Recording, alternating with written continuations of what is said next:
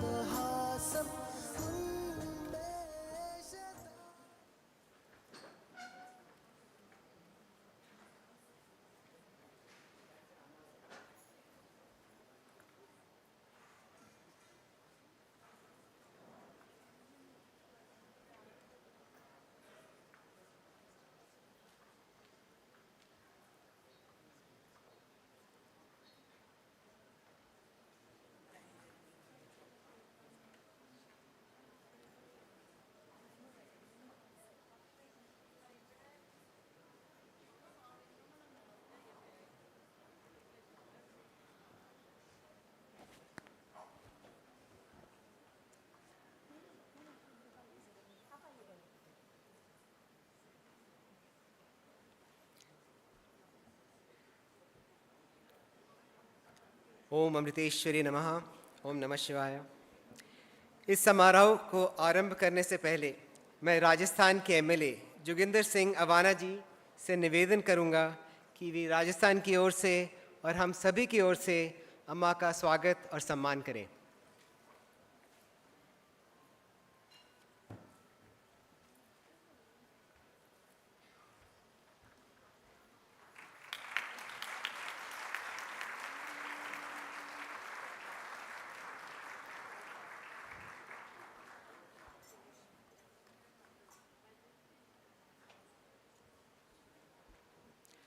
My humble salutations and pranams to our C20 chair, Amma, Her Holiness Mata Amritanandamayi Devi, and my greetings, namaste, namaskarams, a warm welcome to all the distinguished civil society leaders, our chief guest, the Honorable Defence Minister of India, Shri Rajnath Singh Ji, the Honorable State Minister Shakuntala Rawat Ji, and all the eminent personalities from across the world joining us today here and online on this momentous occasion of the inaugural session of the C20 2023 Summit at Jaipur, Rajasthan, India. आप सभी को हार्दिक स्वागत और नमस्कार। जयपुर के इस खूबसूरत शहर में ये C20 का तीसरा और शायद सबसे महत्वपूर्ण सम्मेलन है। More than 700 delegates are participating at this event, including civil society organizations from across the globe, distinguished experts from renowned institutions, and G20 officials. As all of you know, India has the presidency of the G20 this year, and C20 is its platform for civil society organizations to bring forward a broad range of civil society perspectives. नागरिक समाज हम सब के लिए एक मंच है विश्व नेताओं के सामने लोगों की आकांक्षाओं को आवाज़ देने के लिए।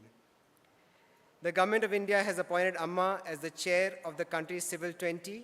भारत सरकार ने अम्मा को C20 के अध्यक्ष के रूप में नियुक्त किया है, and we are honored and blessed to be in her auspicious presence to participate in this inauguration.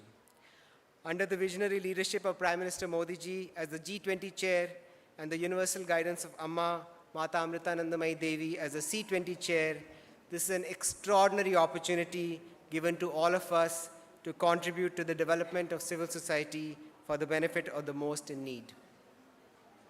This summit is the culmination of thousands of discussions, meetings, chowpals, community outreach across 122 countries with participation from over 2 million individuals and thousands of civil society organizations. At this Jaipur C20 summit, the 16 working groups will release and hand over the C20 policy pack and the C20 communique to the G20 Secretariat. Now, on behalf of the C20 Secretariat, the C20 Core Committee, the C20 International Advisory Committee, and the C20 Steering Committee, I would like to request the Honorable Chair, world-renowned humanitarian and spiritual leader, Shri Mata Amritanandamayi Devi, Amma, to lead the dignitaries on stage to grace this ceremony with the lighting of the lamp. हम अम्मा से अनुरोध करते हैं कि वे विशिष्ट अतिथियों के साथ दीप जलाकर इस समारोह का शुभ आरंभ करें। Requesting Honorable Defence Minister Rajnath Singh Ji, Honorable Minister Shakuntala Rawat Ji, Mr. Shombi Sharp, Ambassador Abhay Thakur Ji, Vinay Sahasrabudhe Ji, and Maftuhan Ji to please accompany Amma for this auspicious lighting of the lamp ceremony. We'd also like to request everybody else on the stage to please join the event.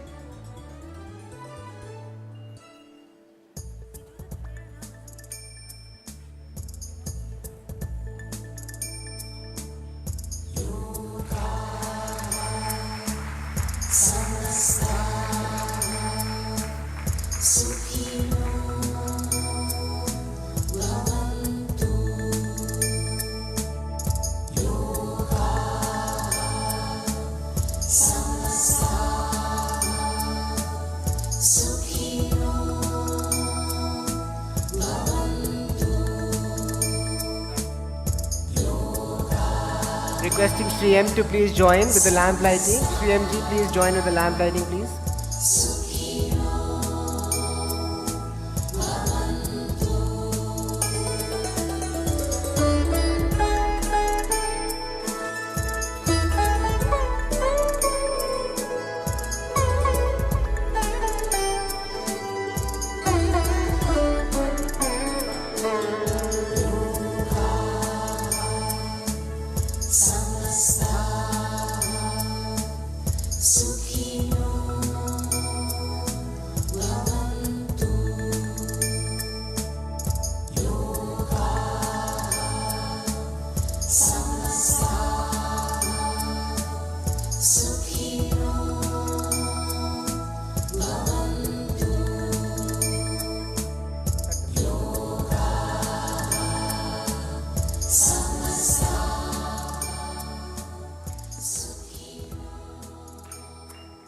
I would request everybody to please stand up as Dr. Priya invokes the blessings of the divine for the prayer.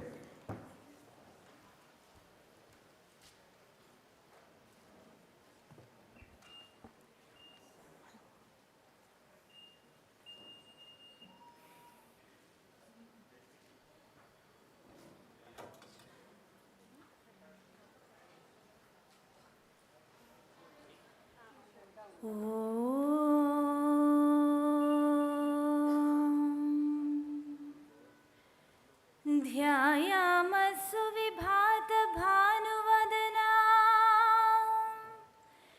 सान्द्रावबोधात्मिका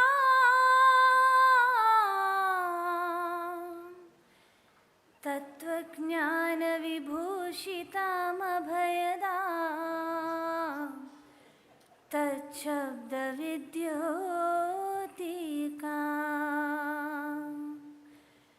मन्दस्मेरसुभाषितेर्नतिकृता सर्वार्थिविध्वंसिका ब्रह्मानन्दपरायणाम् अतुलिता अम्बामृताख्यां पराम् जगदम्बामृताख्यां पराम्.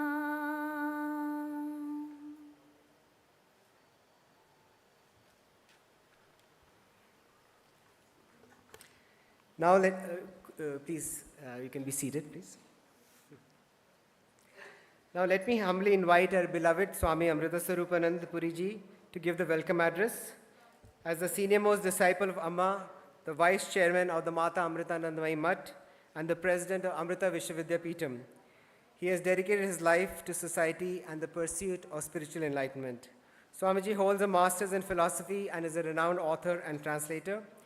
As you can imagine, Swamiji's responsibilities are many, but he has personally guided and made himself available to plan every single minute detail to make sure that all of us get the most out of the summit. Swamiji.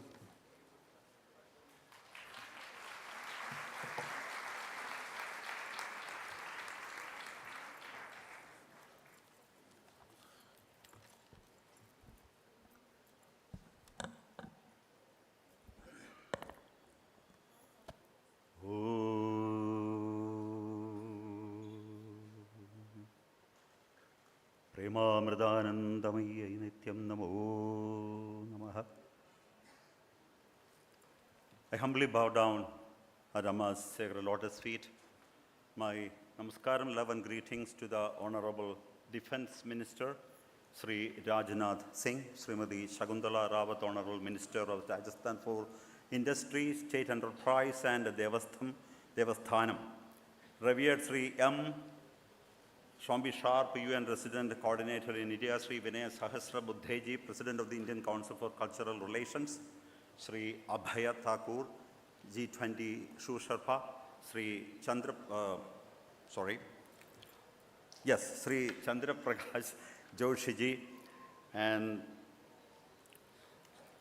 Sri Ram Chagaran Bhora, MP, Sri Nick Gugar, Member of National Council Switzerland, Sri Joginder Sinha Awana, MLA, Sri Vijay Nambiar, C20 Sherpa, Sri Ahmad Mahfud Chan, former C20 Sherpa, Indonesia, Nivedita Videji, All India Vice President, Vivekananda Kendra, esteemed international delegates, distinguished speakers, members of the press and media, esteemed representatives of the government of Rajasthan, members of the local administration, esteemed participants present here, and those who are watching online, namaste, and a heartfelt welcome to one and all of you to the C20 Final Summit.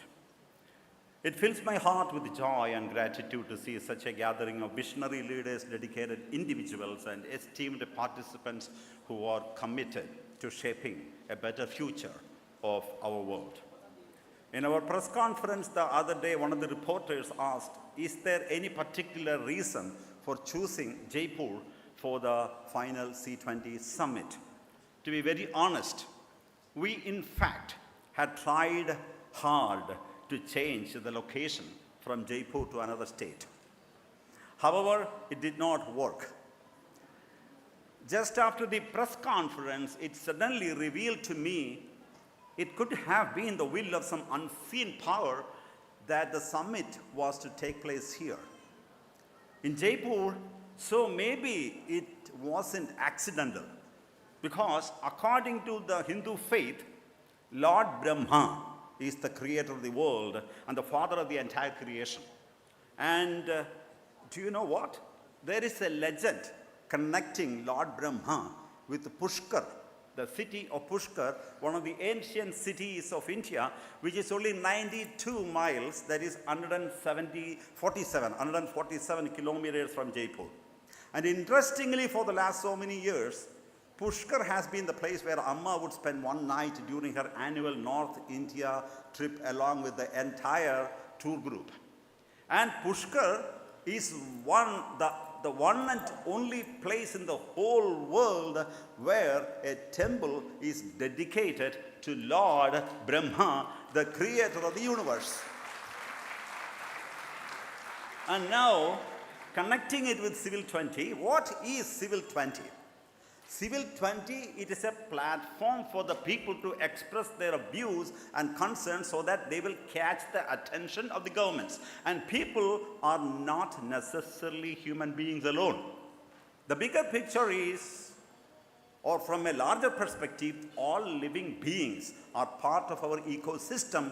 They're all the subjects or children of the Creator.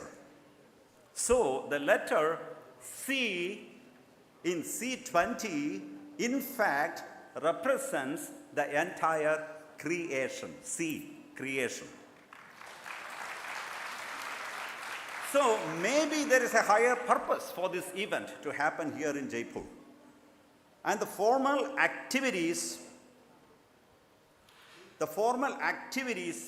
of C20 under India's G20 presidency 2023 will come to an end with the handing over of the policy pack during the valedictory ceremony on Monday, July 31st. However, the efforts will continue through the next partnering country, Brazil, which will become the next torch bearer in 2024.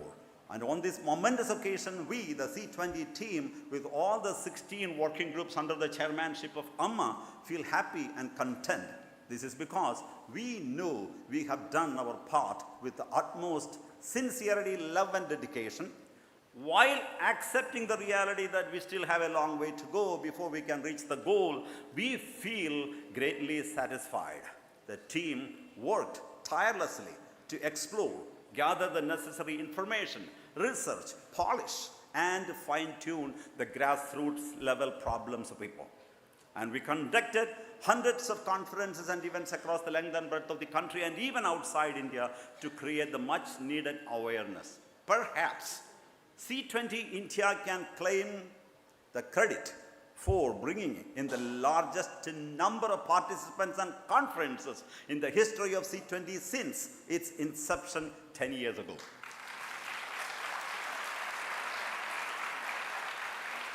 In addition, the Mata Amritanandamayi Mutt also conducted a worldwide grassroots level survey.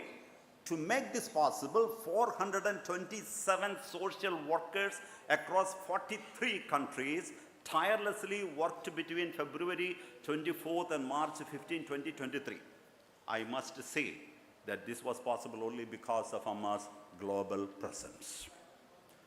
One of the most important highlights of the C20 India 2023, the activities, is that together with all the 16 working groups, we were able to create awareness about the need to embrace a more compassionate approach in almost all areas of life, whether it be health, gender equality, science, technology, education, climate change, sustainable development, preserving rivers, disability, protecting nature, equal financial distribution, etc., etc., etc., life, and so forth. Amma says compassion is not only the first and last, is the first and last step in spirituality. In fact, it is the first step. Compassion is the first and last step in all areas of life. This is because humanity has no way forward other than developing a compassionate outlook in all its activities. I'm happy to state that the C20 team, including all the working groups, was able to incorporate the aspect of compassion into all its activities under the chairmanship of Amma. Her boundless compassion and her shining example served as a huge inspiration for all of us. Now, allow me to welcome and honor our chief guest and other dignitaries. Firstly, I would like to extend a warm welcome to our Honorable Defense Minister, Sri Rajnath Singh. Sir, your leadership and dedication to ensuring the safety and security of our nation are commendable. Your insights and guidance during this summit will undoubtedly be invaluable. We warmly welcome you to the inaugural summit of C20 India under India's G20 Presidency 2023. And we are honored to have in our midst Srimati Shakuntala Rawat, the Honorable Minister of Industry, State Enterprise, Devasthan, Rajasthan. Madam, we welcome you to the C20 Summit. Honorable Chief Minister of Rajasthan, Sri Ashok Gehlot, was supposed to be with us today. Unfortunately, he couldn't make it due to unforeseen circumstances. Next, I welcome Sri M, the founder and spiritual guide of the Satsang Foundation. Sri M's teachings have brought light and solace to many souls. We are honored to have his presence in our midst. We humbly welcome Sri M to the summit. I'm also delighted to welcome Sri Shambi Sharp, UN Resident Coordinator to India. Sir, we are honored to have you in our midst. It gives me great pleasure to welcome Sri Abhay Thakur, the G20 Shu Sherpa.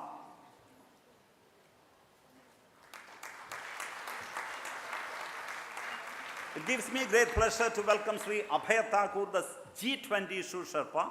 A hearty welcome to Sri Abhay Thakurji, who was a great support to the C20 activities.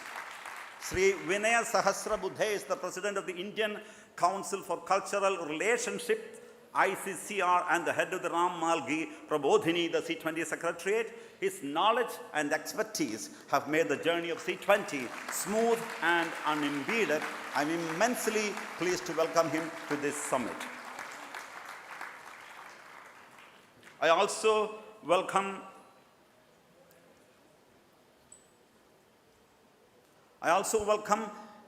Sri Ram Charan Bora, MP, Member of Parliament, Sri Nick Gugar, Member of National Council, Switzerland, and Sri Joginder Singh Awana to this summit.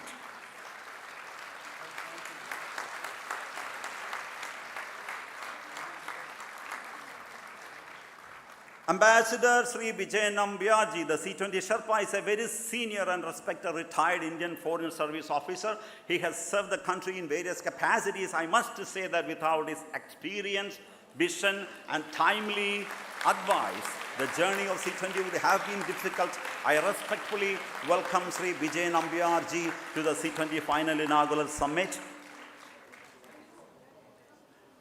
And we also welcome Sri Ahmad Maftuchan, former C20 Sherpa, Indonesia's Sherpa, for his support and guidance. A hearty welcome to Sri Maftuchan.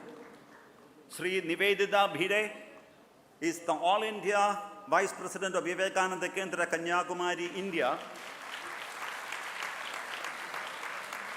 Nivedita ji is through and through a lover of our sacred lands, Rishi Parambara, in its rich spiritual heritage and its age-old traditions. I welcome this unshakable patriot to this summit.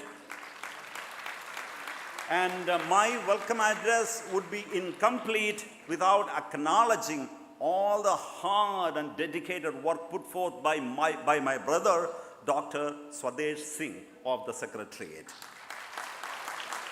I wholeheartedly Welcome Swadeshji, even though he was unable to attend this summit, I wholeheartedly welcome him and I wish him all the best.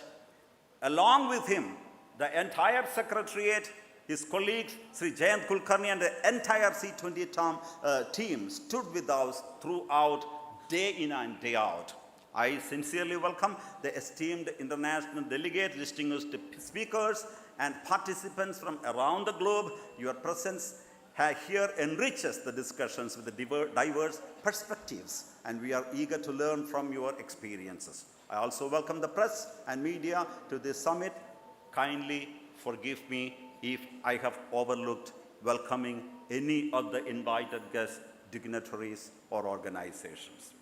In the spirit of collaboration, understanding, and collective responsibility, let us come together to address the pressing issues that confront our world. Let our discussions be filled with compassion, empathy, and a genuine desire to create a positive impact. Let us make this C20 India Final Summit a remarkable and transformative milestone in our pursuit of a better, brighter, and more harmonious world. Thank you, and may our collective efforts be blessed with success and fulfillment. Om Amriteshwariyai Namaha.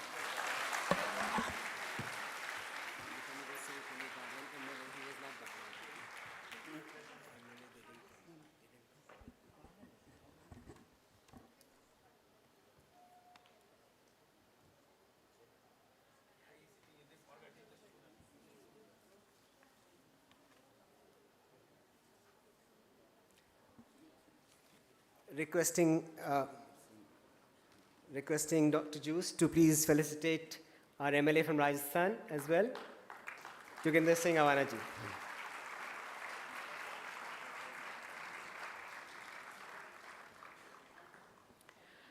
Now I request our distinguished C20 Sherpa Ambassador Vijay Nambiar ji to address the gathering.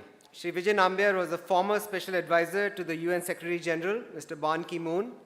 Mr. Nambiar previously served as Deputy National Security Advisor to the Government of India and the head of the National Security Council Secretariat. Besides being India's ambassador to Pakistan, China, Malaysia, Afghanistan, Algeria, Shri Nambiar has also served as India's permanent representative to the United Nations in New York. Ambassador Nambiar. Thank you.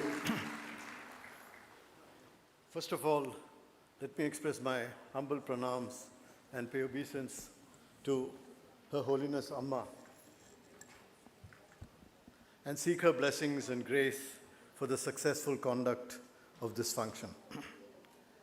My pranams also extend to the Honorable Defense Minister, Raksha Mantri of India, His Excellency Sri Rajnath Singh, to the Honorable Minister of Industries of Rajasthan, who will speak on behalf of the Chief Minister of this province. My salutations and respects to all the other dignitaries that are on the stage, on the dais here, as well as in the audience. My appreciation and gratitude to the intrepid C20 teams that have worked tirelessly over the past months for the success of this summit. All of you who are attending this summit today, a very good afternoon to you, ladies and gentlemen. As chair of Civil 20 Engagement Group, Amma has exemplified the principles of unity, solidarity, and compassion that form the foundation of our approach towards civil society engagement.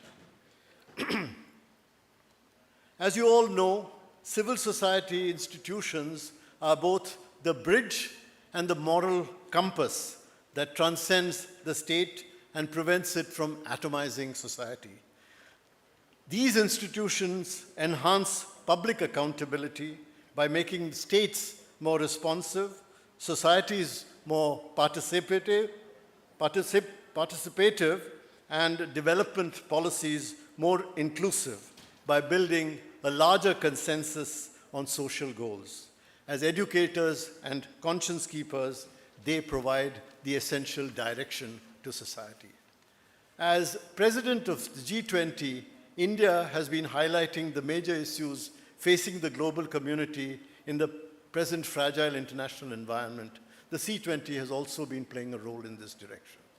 Between January and now, as has been mentioned both by Swamiji and the Master of Ceremonies, more than 1,000 meetings have been held almost in 60 locations around the country and abroad, with participation stretching to millions, covering 122 nationalities, including both developed and developing countries, CSOs, but mainly comprising countries of the global south.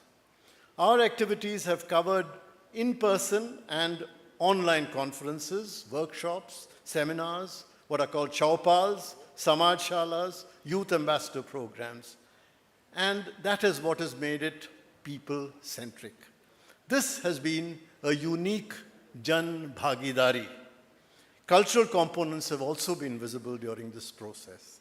The C20 has effectively, I think, projected the salience of India's G20 motto, Vasudhaiva Kutumbakam, one earth, one family, one future. The challenges that the world faces today, climate change, effects of the pandemic, achieving the Sustainable Development Goals, all require that everyone participate and engage with each other. This is the rationale behind the public movements or Jan Andolans that India has launched to mobilize individuals within the country and abroad to become pro-development while also being pro-planet. Among the many catchy slogans that the Prime Minister of India, Shri Narendra Modi, has given currency to within the country was the Apo Deepo Bhava, which was strikingly adapted to serve as the C20 tagline, "You are the light." As we reach the halfway point to the implementation of the 2030 agenda, civil society calls on the United Nations and the G20 to take bold action, including through substantial financial commitments to help achieve the critical SDG goals.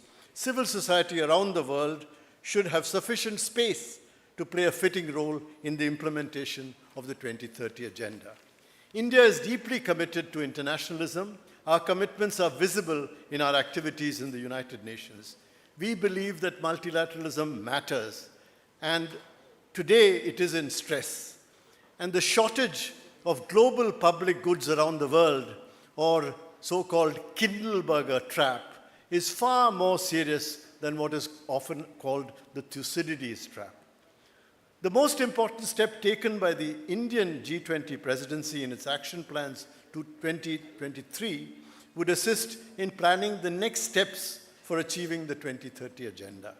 Similarly, the scaling up of India's public digital platforms and adoption of AI in fintech and high-speed internet services have hugely contributed towards providing swift and secure service delivery and is a model that can be emulated around the world.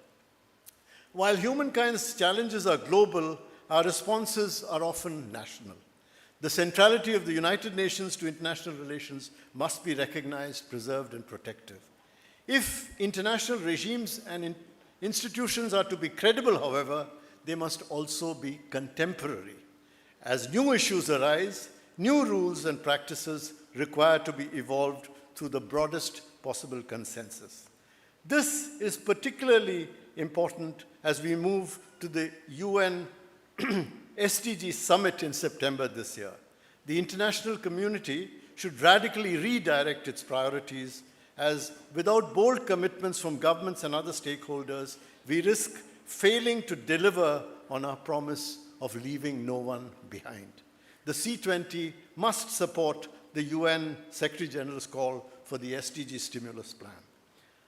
The pandemic has pushed 200 million people below the poverty line, 100 million have lost their jobs around the world, and 75 countries are facing major debt.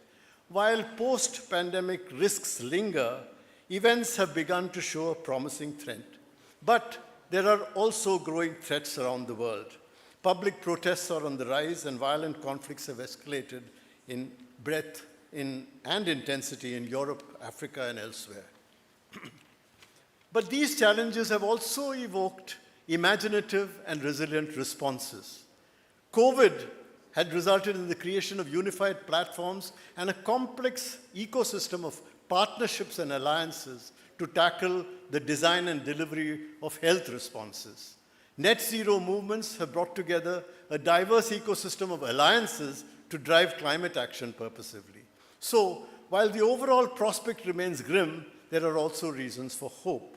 We call on the G20 to work steadfastly to strengthen and reform the multilateral framework of the UN. Now, the 16 working groups set up under the C20 auspices has been larger, as Swamiji has said, than ever before. They have covered traditional themes as well as new themes under the initiative of India. They have come with a wide range of recommendations to be shared with the G20 governments. We just have the printed version of it, and I see that there are 238 pages to this particular policy pack. Now, I am required to, in a sense, capture the essence of this policy pack in 16 developed in 5 minutes. Now, they used to say that you can express the happenings of the Second World War in 3 words. Yes, World War II, that expresses this. But if you want to be imaginative, you might actually say Hitler, Holocaust, and Hiroshima. That will probably express something more than just the first. Now, how do I encapsulate this 16 working groups in 238 pages? I shall try to give brief introduction to some of the cross-cutting focus issues which can be identified in terms of 5 concepts: technology, environment, empowerment, inclusion, and enhancing values and global well-being. Of course, the overpowering and the overarching importance of compassion will have to be recognized if any of these cross-cutting points have to have any meaning. But let me go to these 5. Technology. The technology Security and Transparency Working Group focused on a digital future that is more accessible, secure, transparent, and inclusive, with user-centric design, open data policies, democratization of e-commerce platforms, and collaboration to mitigate cybercrime and prevent AI abuse. Integrated holistic health prioritized national mental health programs, integration of digital health platforms which guaranteed preventative healthcare therapy and health systems delivery as for both communicable and non-communicable diseases. It also proposes a One Health policy and treaties for zoonotic diseases and AMR covering data sharing. The key focus of the Education Working Group was to foster inclusive, accessible, compassionate, and human-centered education, education for life as compared to education for living. Its recommendations include skill development, technology training for teachers, and a whole variety of recommendations for equitable access and inclusion. These are the common thread of technology you can see in each of these working groups. I come to the second theme of environment, and here the pride of place is taken by the Sustainable and Resilience Communities Working Group, which spoke of a wide array of environment-related concerns: sustainability of food security, climate-resilient agriculture, knowledge transfers, biodiversity protection, lifestyle changes, demand reduction, circular economy, deep decarbonization. It made clear that not enough funding has gone into adaptation. Multilateral institutions, it said, must be incentivized for direct lending, both in the public and private sector.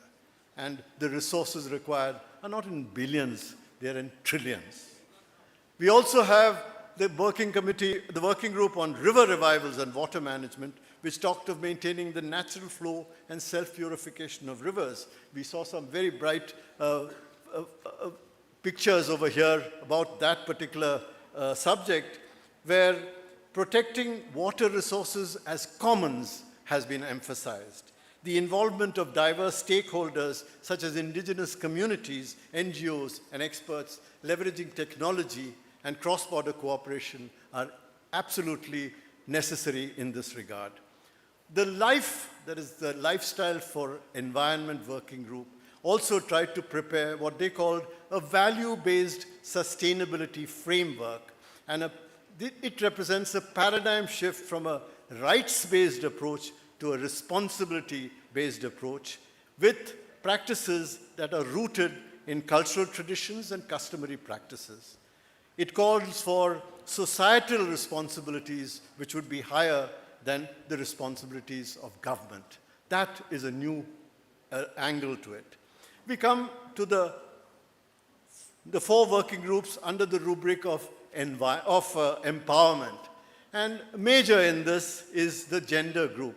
It is interesting that it is during this particular chairmanship of India that the gender and disability group, in fact, got segregated and disabilities became a separate working group, which will set a paradigm shift for the future. But the gender group, while saying that it will still take 132 years to achieve gender equality, called attention to what they call the base of the pyramid, persons with least access. Cross-cutting recommendations involved both gender disaggregated data, safety and security of girls and women in all aspects of life, integrating monitoring and evaluation, and most of all, of course, resources. The thematic recommendations talked about prioritizing mental health, engaging men and boys, which are vital for gender equality, and promoting and enhancing financial inclusion. Disabilities, equality, equity, and justice covered education, employment, health, and social protection. Each of these had specific recommendations which covered the specific needs of the disabled, the equitable access, particularly to digital infrastructure, access to technical and vocational education. Social protection also. The Special Committee on Finance looked at totally another aspect of empowerment, those of the poorer parts of the world which suffered as a result of the problems of sovereign debt, of the illicit transfer of resources from developing countries to offshore areas, and the need for new mechanisms of fair and effective sovereign debt restructuring. It talks about democratizing global tax structures, of reform of multilateral development banks, and of the G20 governments focusing on all SDGs and not cherry-picking on these. The Delivering Democracy Working Group also called for empowerment in a sense through appreciating native models of democratic governance and engagement of young people in democratic processes, practicing grassroots democracy, and both expanding digital and internet footprints and country-made and using social media intelligently. Now, the next one is inclusion, and I think I need to push much faster because I think I'm going beyond the 5 minutes I've been talked about to perhaps 10 and 15 minutes. The next one was inclusion, which includes 3 important working groups: the diversity, inclusion, and mutual respect one, human rights as human values, and SDG+. SDG+, as you can see, had talked about particularly illicit financial flows, profit shifting, and which was costing around 4.2 trillion per year to least developing countries. It talked about partnerships being equally important as SDG 16, that is SDG 17 also, and called for an alliance for digital public infrastructure coalitions for environmental sustainability. Human rights and human values talked about, on the one hand, the Universal Declaration of Human Rights, which talks about rights, and the UNESCO Valencia Declaration, which talks about the general responsibilities or duties that people owed towards the community, that the duties should follow rights. Finally, we have the working group on enhancing values and human well-being. And foremost in this was the working group which was built on the basis of the very motto of this year's Indian presidency, that is Vasudhaiva Kutumbakam. The Vasudhaiva Kutumbakam working group talked about the relevance of this concept for the future and spoke about the need to have this introduced as a permanent working group in future G20 summits and involved discussion and deliberations in order to instrumentalize these concerns of one earth, one family, one future. It also covered various other themes like spirituality in life, ecology and earth revering traditions, art, culture and literature, sports, all with the aspect of furthering the concept of the world as one family. SEVA was another working group which stressed the concept of voluntarism based on selflessness and creating positive change. This working group called for a global alliance to facilitate SEVA and a global network of civil societies and developing a compendium of exemplary practices. Last of these working groups was the preservation of traditional arts and crafts.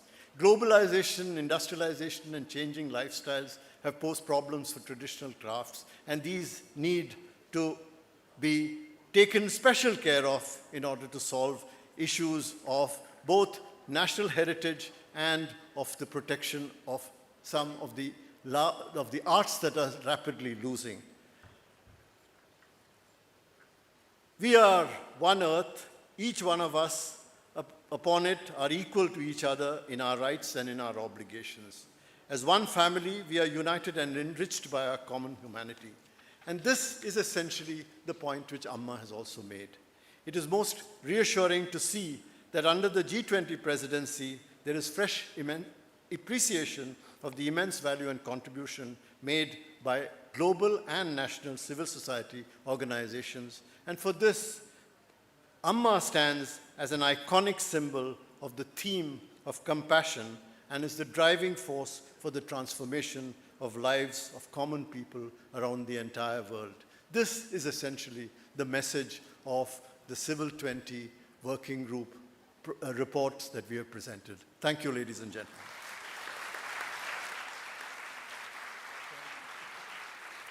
Thank you so much, Ambassador Vijay Nambia ji, and he's truly been a leader leading all the working groups towards the culmination of this summit.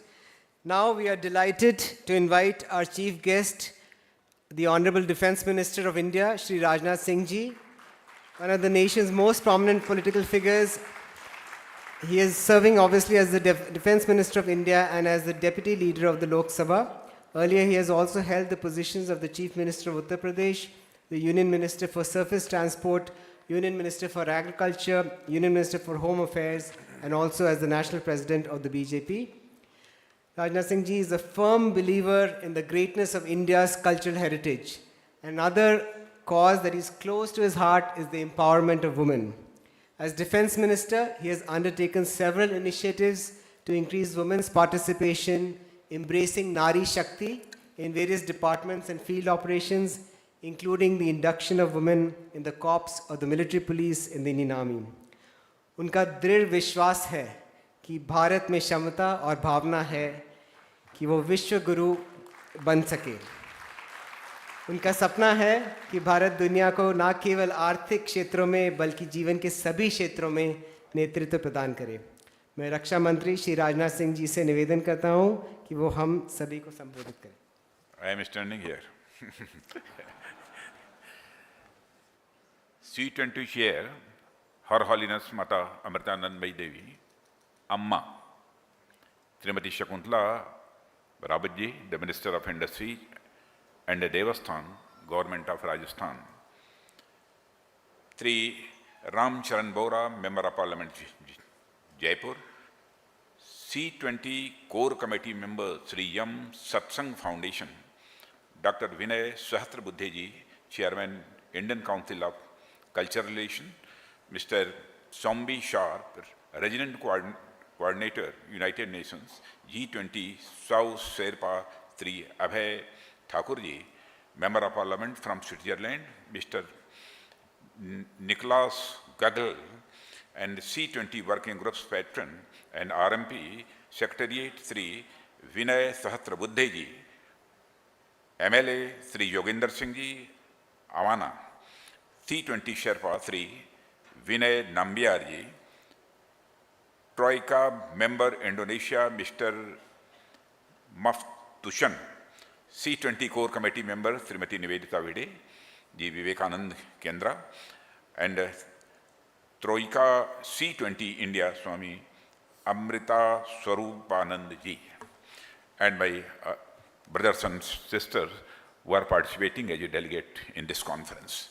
I am delighted to be here at the Civil 20 India Summit 2023 in this beautiful city of Jaipur. At the outset, let me take this opportunity to say that we are fortunate to have Her Holiness Mata Amritanandamayi, or as addressed by everyone, Amma, as the C20 chair.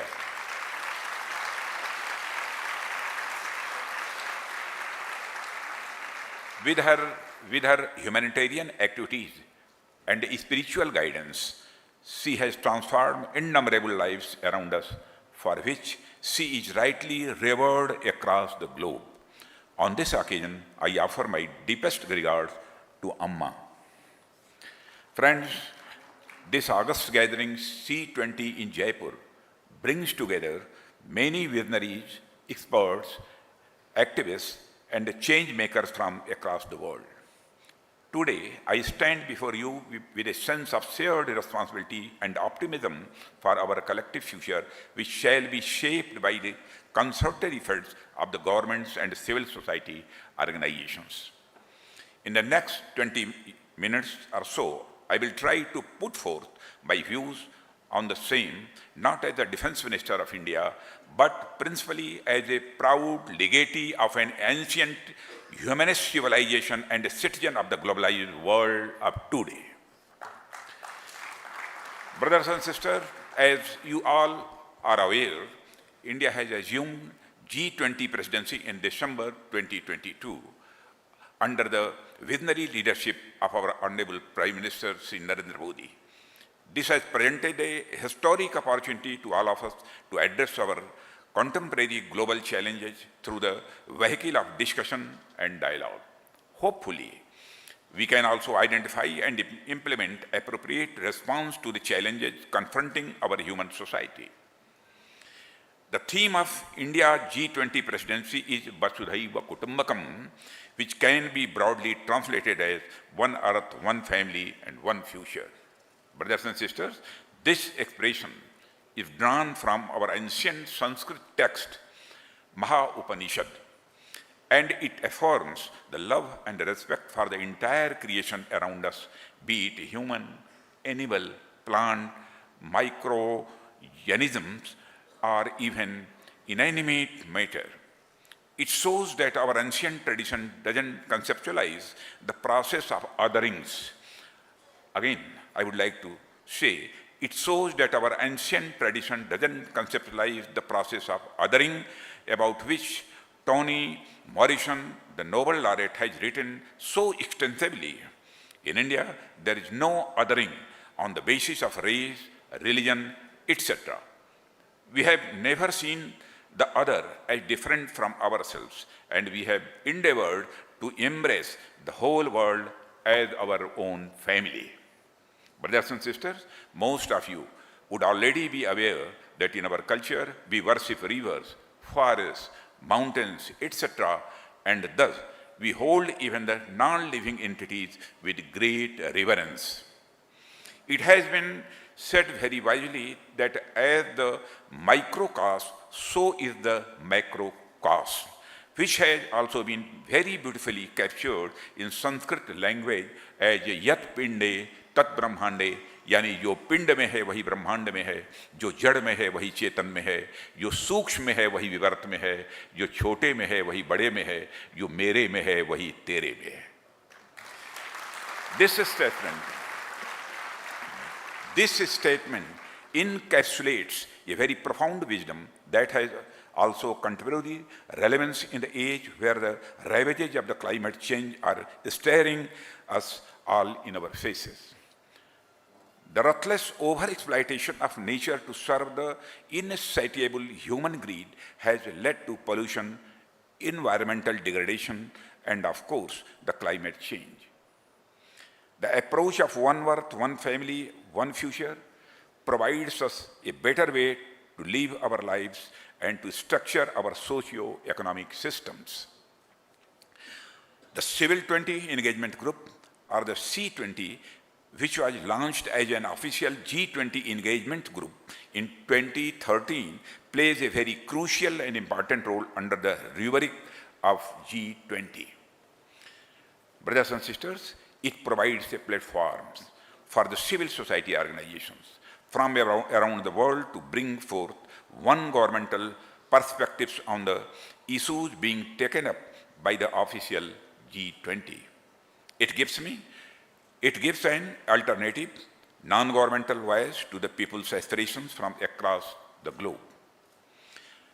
I am aware that there are various C20 working groups which are working on diverse domains ranging from integral holistic health, education and digital transformation, gender equality to technology, security and transparency.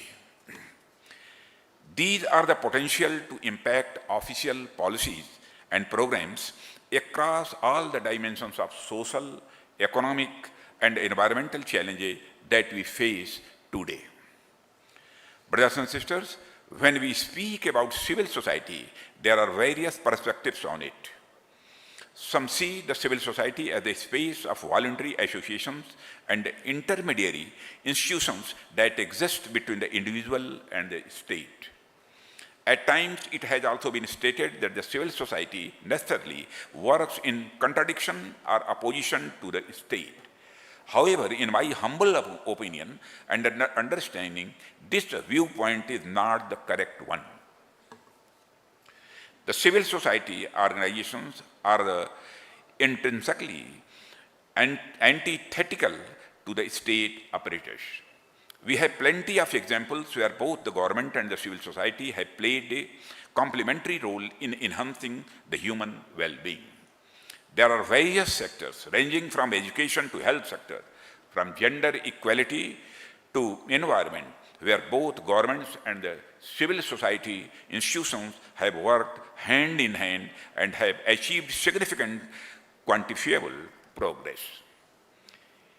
In the immediate context of the present day India, many of the government's landmark initiatives such as Swachh Bharat Abhiyan, Beti Bachao, Beti Padhao Abhiyan, etc., which have brought significant transformational and attitudinal changes in the society were complemented by the Herculean efforts made by the various civil society organizations in these fields.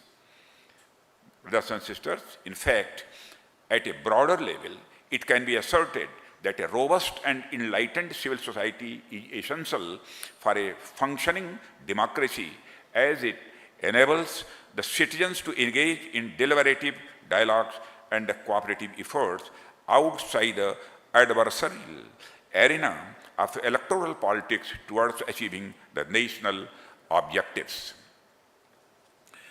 Sometimes we tend to think that the emergence of civil society is a modern phenomenon, but even a cursory look at our history tells us that it is not so. Brothers and sisters, in our ancient traditions, we find various examples as to how we had robust civil society structures way back then, which played a significant role in shaping the socio-cultural and political fabric of their societies. The Rajas, that is the kings, ruled by upholding the rule of law or dharma, the comprehensive charter of duties that a Raja was supposed to perform, ranging from providing peace, security, and order to the people, promotion of art and culture, enforcing justice, to the welfare of people, and much more. It was primarily the contemporary civil society organizations and structures which were instrumental in operationalizing the ideals of the dharma mentioned earlier by me. We have the prominent examples of the Buddhist sanghas, profession-based sreni or merchant guilds, charitable endowments and institutions, academic institutions called ashrams and gurukuls, temples, dharmsalas, monasteries, etc. These civil society structures fostered a sense of unity of purpose and harmony of interest among the populace and participated in innumerable social affairs, thereby assisting the king in the business of governance. They played a crucial role in shaping India's social, cultural, and political landscape and the proper functioning of the social machinery. Friends, as we fast forward to the current age and look at the modern democratic traditions, we observe a very healthy growth of civil society organizations across the globe. They have positively impacted the policy making in various areas. In modern times, civil society organizations play a very important role in reflecting the concerns of the people around the world. Friends, I have been saying that the governments and the civil society organizations can complement each other, but it is not the same thing as saying that they are one and the same. Of course, the two are different. The functioning of the government and the civil society is different from each other. Ideally, the government is guided by constitution of the realm and the laws subsisting under it, and thus the government apparatus is more rigidly organized, structured, and institutionalized by its very design. Brothers and sisters, the dreams, aspirations, thoughts, ideas, needs, requirements, hope of the people, and the corresponding actions, once they become structured, aggregated, and organized at the national level, get integrated into government policies and programs through a formal process. Usually, the government's initiative on any subject broadly represents the ideas of a substantial majority, but it usually takes some time to translate a new or novel idea to become an accepted idea of a substantial majority. In modern state structures, as the governments have the monopoly of lawful coercive power, the governments cannot act in a hasty manner on novel, untested ideas. Otherwise, chaos and instability may injure the social well-being. Friends, in this context, civil society organizations have plenty of scope and opportunity to play a significant role by their very design. Civil society organizations have fluid, informal, less structured, and nimble-footed structures. They provide a greater scope for new ideas, themes, process, and practices to play out in the society. Traditionally, civil society operates in a bottom-up approach and is more responsive towards the ever-shifting ground realities. Friends, we live in the era of market economies, where the motives and concepts of economy and business permeate every discussion, and we also sometimes tend to speak in the figurative language of business. Here, if we speak in modern business parlance, civil society organizations act as incubators for new ideas and practices, which, if found successful and beneficial at the micro level, can be scaled up at the macro level by the government agencies. We have numerous examples in this regard. Earlier, many charitable institutions were active in some schools for provision of a healthy meal to the needy students. This was subsequently incorporated in the midday meal scheme of the government. Similarly, the current regulatory architectures in modern states for professions, business, etc., are scaled up and refined versions of the bygone internal regulatory system of civil society organizations such as artisan and merchant guilds or Sreni in India, Europe, etc. Friends, the point I am getting to is that the aforementioned comparative advantages of the civil society organizations and the traditional government structures can be harnessed for the overall progress of the society. Civil society organizations can act as a force multipliers for the governments. In India, civil society organizations have made many noteworthy contributions in improving the quality of life of our people, particularly in the health and education sector. Their consistent and determined efforts for the betterment of the vulnerable groups have significantly altered the social and economic landscape in a very positive manner. In my mind, there is no better example than Amma herself.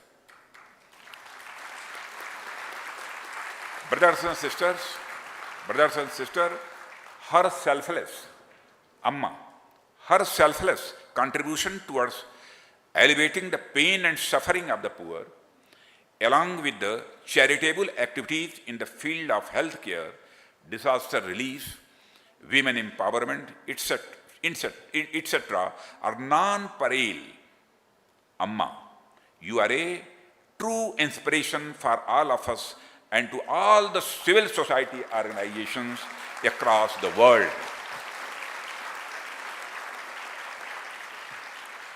Friends, if we look at the inception of G20 after the Asian financial crisis of 1999, as a forum for finance ministers and central bank governors, it was primarily to discuss ways to maintain international economic and financial stability.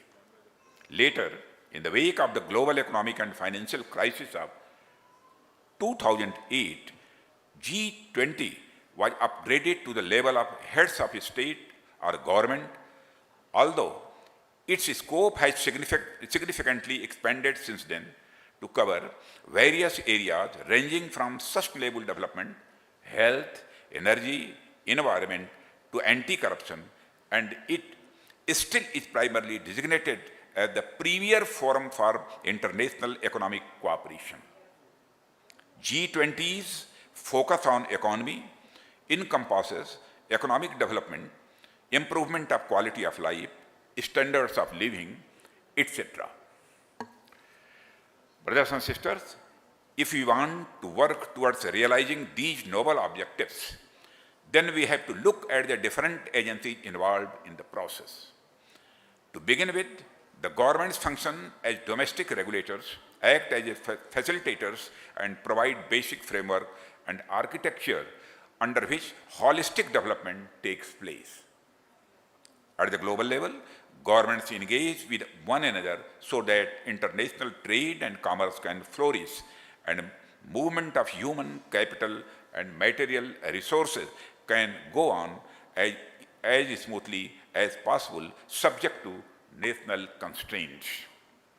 Friends, moving beyond the governments, if we identify the principal stakeholders and the participants in this developmental process, we notice that these mainly comprise workers, consumers, firms, business leaders, managers, women's organizations, trade unions, peasant organizations, volunteer organizations, professional associations, religious and charitable institutions, etc., and these all constitute the broader civil society. Similarly, if we look at both G20 and C20, it is important to note here that while G20 is a rigidly structured forum, C20 can represent numerous civil society organizations from across the spectrum. Thus, while there is only one G20 forum, there can be many fora of C20. It is so because C20 by its very nature of being related to the civil society has the unique ability to accommodate diverse ideas and themes coming from different sections of humanity. The flexible, inclusive approach of C20 Forum can both learn from and teach the G20 Forum, leading to further improvement in the design and implementation of policies and programs at the global level. Thus, at the levels of the C20 and G20, there exists a symbiotic relationship through which a positive feedback mechanism can be established. Hence, a need to nurture this relationship on a sustained basis. Friends, I would like to convey my sincere thanks for giving me the opportunity to express my views. Once again, I express my abiding reverence for Amma. With her profound wisdom, I found that she will always act as a guiding light for one and all.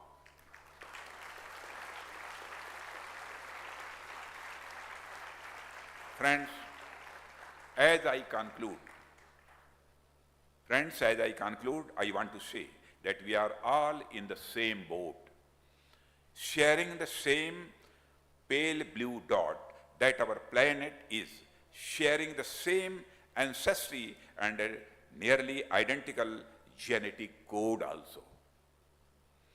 Our problems are similar and at any rate interconnected. The solutions, therefore, have to be coordinated and harmonized. The scale of threats we face and opportunities we have are colossal. The immensity of the task ahead of us requires all of us, the governments and the civil society organizations, G20 and the C20, and everyone else to work together for creating a better world around us. Invoking a beautiful phrase, together we can and we will. Finally, let me thank the organizers for giving me this prestigious platform for sharing my thoughts. The blessing of Amma mean a lot to me. With Jai Hind. Thank you very much. Ladies and gentlemen, the Honorable Defence Minister of India. Let us have a big round of applause. Sir, we are so gratified and honored to hear your words of collaborative leadership. Now I would like to request Her Holiness Amma, the Honorable Defence Minister, Shri Rajnath Singh Ji, Ambassador Vijay Nambiar Ji and Ambassador Abhay Thakur Ji to please step forward. We request Ambassador Vijay Nambiar Ji to have Amma bless the policy pack from the 16 working groups.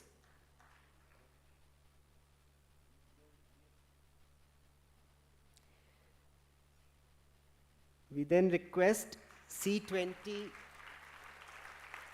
Sherpa Shri Vijay Nambiar Ji to hand over the policy pack to G20 Su Sherpa Shri Abhay Thakur Ji in the presence of Her Holiness Amma and the Honorable Raksha Mantri Rajnath Singh Ji. I request all the other dignitaries on the stage to please step forward and join along with the holding of the policy packs. We will have a joint photo op. Please, everybody please step forward with the policy packs.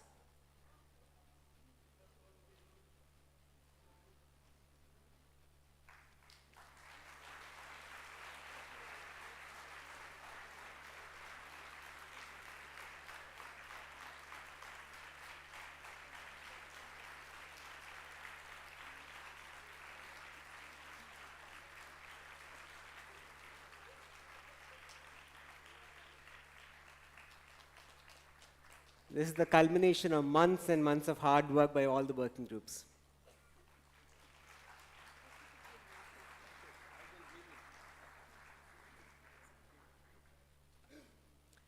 Even though our next speaker needs no introduction, let me try to speak a few words. Amma has personally embraced, listened to, and transformed the lives of 40 million people across the world. Her unwavering commitment to serving is rooted in her vision of humanity's essential oneness. Amma says, we are not isolated like islands, but links of a common chain. Love is the string that holds us together. Strive to see others' pain as your own. Strive to see others' joys as your own. अम्मा कहती हैं, यदि हम दूसरों को बदलने का इंतज़ार करेंगे तो हम हमेशा इंतज़ार करते ही रहेंगे. हमें पहले बदलना चाहिए, फिर दूसरे लोग हमारे उदाहरण का अनुसरण करेंगे. हम सबको एक आदर्श बनने का प्रयास करना चाहिए, चाहे हम इसका एहसास करें या ना. कहीं ना कोई प्रेरणा के लिए हमारी ओर देख रहा है. Amma serves as the chairperson of the Mata Amritanandamayi Mutt and as the chancellor of the Mutt's multi-campus deemed university, Amrita Vishwavidyapeetham. Now we will hear Amma's words of divine wisdom. And I will request everybody in the audience, there is a device like this that has been handed over to you. There is a power button in the middle, and there are 2 languages being translated, channel 76 for English, 76.2 for Hindi. इस device में अगर आप press करेंगे 76.2 तो हिंदी में आप अम्मा के शब्द सुन सकते हैं. നമസ്കാര മക്കളെ, എല്ലാവരും ലോകാസംസ്ഥ മന്ദിരം ഒന്ന് 3 പ്രാവശ്യം ഏറ്റിയില്ലേ? 3 പ്രാവശ്യം ലോകത്തിലെല്ലാവർക്കും ശാന്തി സമാധാനം ഉണ്ടാകട്ടെ. Om Namah Shivaya. Amma requests everyone to pray for the peace and happiness of the entire creation. Lokaha samastaha sugino bhavantu 3 times before Amma begins her address. Om Loka Samasta Sugino Bhavantu. Loka Samasta Sugino Bhavantu. Loka Samasta Sugino Bhavantu. Om Shanti Shanti Shanti. Om Sri Guru Pyo Namah. Hari Om.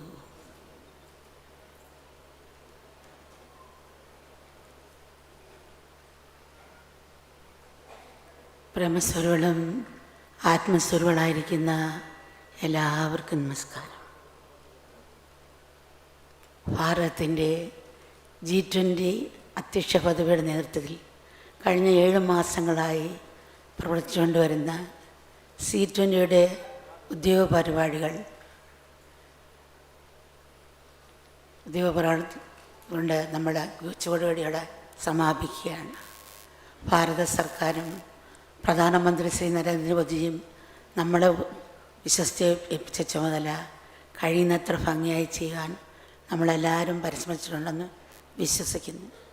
G20 രാജ്യങ്ങളുടെ പ്രതിനിധികളായി ഹൃദയം തുറന്ന് സംവാദിക്കാനും C20യുടെ വേദി വളരെയധികം സഹായിച്ചിട്ടുണ്ട്.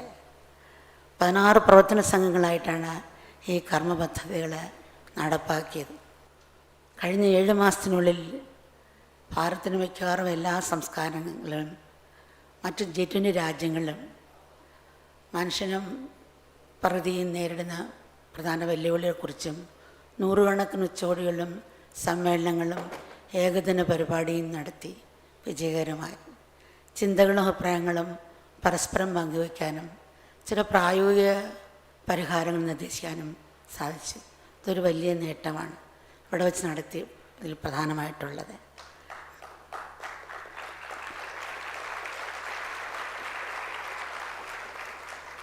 മനുഷ്യാഴ്ചയുടെ ഇനിയുള്ള നിലനിൽപ്പിനും ഭാവി സുരക്ഷത്തിനും പൊതുവായ ചില തത്വങ്ങളും മൂല്യങ്ങളും മുറുകെ പിടിക്കണമെന്നും കൂട്ടായി പ്രവർത്തിക്കണമെന്നും ചിന്താഗതികൾ ഉണ്ടായിട്ടുണ്ട്. ഇങ്ങനെയൊരു തോന്നൽ ഉദിക്കുന്നത് തന്നെ ആശ്വാസം ആശയ്ക്കും വക നൽകുന്നതാണ്. ലോകാരംഭം മുതൽക്ക് തന്നെ ലോകത്ത് പ്രശ്നങ്ങളുണ്ടായിട്ടുണ്ട്. ഇനി എത്ര തലമുറ പിന്നിട്ടാലും 100 കണക്കിന് G20 C20 കഴിഞ്ഞാലും പ്രശ്നങ്ങൾ ഇനിയും ബാക്കിയുണ്ടാകും. അസന്തുഷ്ടിയും സംഘർഷങ്ങളും പൂർണ്ണമായി പരിഹരിക്കാൻ സാധിച്ചു വരികയില്ല. എന്നാൽ നമ്മുടെ ആത്മാർത്ഥമായ പ്രയത്നമുണ്ടെങ്കിൽ തീർച്ചയായിട്ടും മാറ്റം കൊണ്ടുവരാൻ സാധിക്കും. അതിന് വിവരവും വേഗബുദ്ധിയുമുള്ള നമ്മൾ മനുഷ്യർ ജാഗ്രത വിടാതെ നിരന്തരം പ്രയത്നിച്ചുകൊണ്ടിരിക്കണം. പൂർണ്ണ സമർപ്പണത്തോടും പൂർണ്ണ വിശ്വാസത്തോടും നിശ്ചിതത്തോടും സമർപ്പണബുദ്ധിയോടും പ്രയത്നിച്ചാൽ തീർച്ചയായിട്ടും നമുക്ക് മാറ്റം കൊണ്ടുവരാൻ സാധിക്കുമെന്നുള്ളതാണ്. ഇത് പറയും നമ്മൾ സാധാരണ പയ്യനെയാണ് പോകുന്നതെങ്കിലും നമ്മൾ മുന്നോട്ട് പോകുന്നുണ്ടെന്നാണ് അമ്മയ്ക്ക് തോന്നുന്നത്.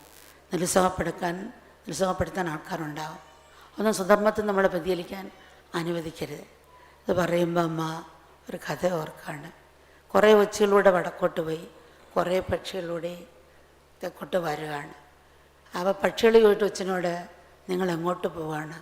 ഞങ്ങൾ ഇന്ന കാട്ടിലേക്ക് പോവാണ്. ഇല്ല, ഞങ്ങൾ ആ കാട്ടിൽ നിന്നാണ് വന്നത്. അവിടെ ഒരു ഇല പോലും ഇല്ല, ഒരിലയില്ല, മാത്രമല്ല വൃക്ഷങ്ങളെല്ലാം ഉണങ്ങി നിൽക്കുകയാണ്. നിങ്ങൾ തിരിച്ചു പോക്കോ പറയും. ഇല്ല, അപ്പോൾ കൊച്ചുകൾ പറയില്ല, ഞങ്ങൾ ചെല്ലുമ്പോഴത്തേക്ക് അത് തളിരിടാൻ തുടങ്ങും. നോക്കുക, ആത്മവിശ്വാസം ഒന്നും കാണാനില്ലെങ്കിലും അത് മുന്നോട്ട് പോകുന്നുണ്ട്. ആത്മവിശ്വാസം മറ്റൊരു പുതിയ വഴിക്ക് വഴിതെളിക്കുന്നുണ്ട് എന്നുള്ള. അതുപോലെ നമ്മളും ആത്മവിശ്വാസം വിടാതെ മുന്നോട്ട് പോകാൻ ശ്രമിക്കണം. സാധാരണ വണ്ടി നിറയെ ഡീസലുണ്ടെങ്കിലും അത് സ്റ്റാർട്ടാക്കണമെങ്കിൽ ബാറ്ററി ചാർജായിരിക്കണം. അപ്പോഴേ നമുക്ക് മുന്നോട്ട് പോകാൻ സാധിക്കുകയുള്ളൂ. അതുപോലെ ആത്മവിശ്വാസമാണ് നമ്മുടെ ഉള്ളിലെ കഴിവിനെ പുറത്തു കൊണ്ടുവരുന്നത്. ഇപ്പം നമ്മൾ മീറ്റ് ചെയ്യുക എന്നൊരു രീതി കൂടി ഉണ്ടായാൽ ഹൃദയങ്ങളെ നമുക്കൊന്നുകൂടെ ഉദ്ധരിക്കാൻ സാധിക്കും എന്നാണ് അമ്മയ്ക്ക് തോന്നുന്നത്. ഒരു നിർണായക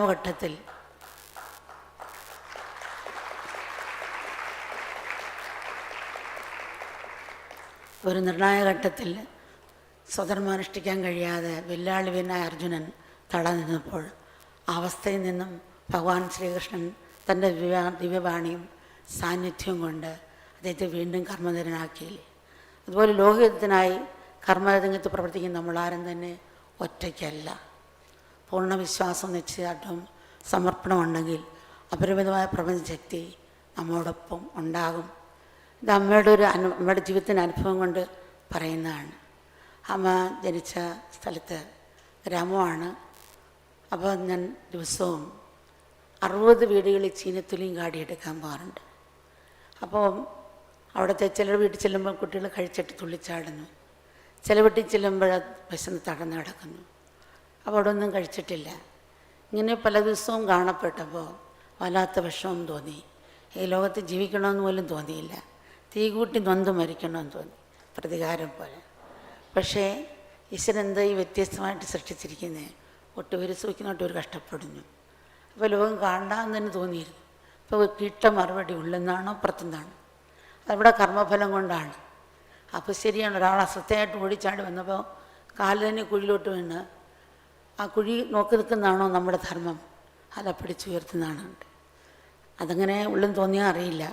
പക്ഷെ അപ്പോൾ നമ്മളെ കൊണ്ട് പറ്റുന്ന എന്തെങ്കിലും ഈ വീടുകളിൽ പോകുമ്പോൾ സാധാരണ ചെയ്യാറുണ്ടായിരുന്നു. അപ്പോൾ ഒരു വീട്ടിൽ ചെല്ലുമ്പോൾ തലേ ദിവസവും ജീനത്തിൽ കിട്ടിയില്ല, പിറ്റേ ദിവസവും ജീനത്തിൽ കിട്ടിയില്ല. അപ്പോൾ അടുക്കളയിൽ കയറി നോക്കിയപ്പോൾ ഒന്നും വെച്ച ലക്ഷണം കണ്ടില്ല.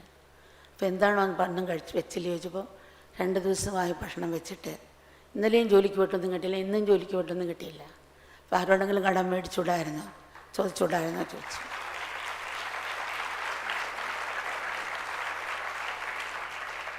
അപ്പോൾ അവർ പറഞ്ഞത് 10 കിലോമീറ്റർ ദൂരമുള്ള ബന്ധുവീട്ടിൽ പൈസയ്ക്ക് പോയി കിട്ടിയില്ല. തിരിച്ചു വരുന്ന വഴി രാത്രിയായിരുന്നു. അപ്പോൾ ആമ കരയ്ക്ക് കയറി മുട്ടയിടുന്ന കണ്ട് അപ്പം മാറി നിന്നു. എന്നിട്ട് മുട്ടയിട്ട് ഇറങ്ങിപ്പോകുന്ന കണ്ടപ്പോൾ അതിൽ നിന്ന് പകുതി മുട്ട എടുത്തുകൊണ്ട് വന്ന് കുഞ്ഞുങ്ങൾക്ക് പുഴുങ്ങി കൊടുത്തു. അപ്പോൾ ഒരു മോൻ എഴുതി കിടക്കാണ്, അച്ഛാ ആ മുഴുക്കിയും മുട്ട എടുത്തുകൊണ്ട് വന്നെങ്കിൽ നമുക്ക് കുറേ കൂടുതൽ കഴിക്കാമായിരുന്നല്ലോ.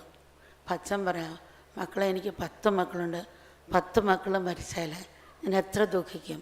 അപ്പം ആമയുടെ എല്ലാം മുട്ട എടുത്തുകൊണ്ട് വന്നാൽ ആമ എത്ര ദുഃഖിക്കും. അതുകൊണ്ടാണ് പകുതി എടുത്തുകൊണ്ട് വന്നത്. പകുതി കുഞ്ഞുങ്ങൾ വിരിയുമ്പോഴത്തേക്ക് ആമ ഇതിൻ്റെ ദുഃഖം മറ്റും പരിഹരിക്കാൻ മാറിക്കിട്ടും.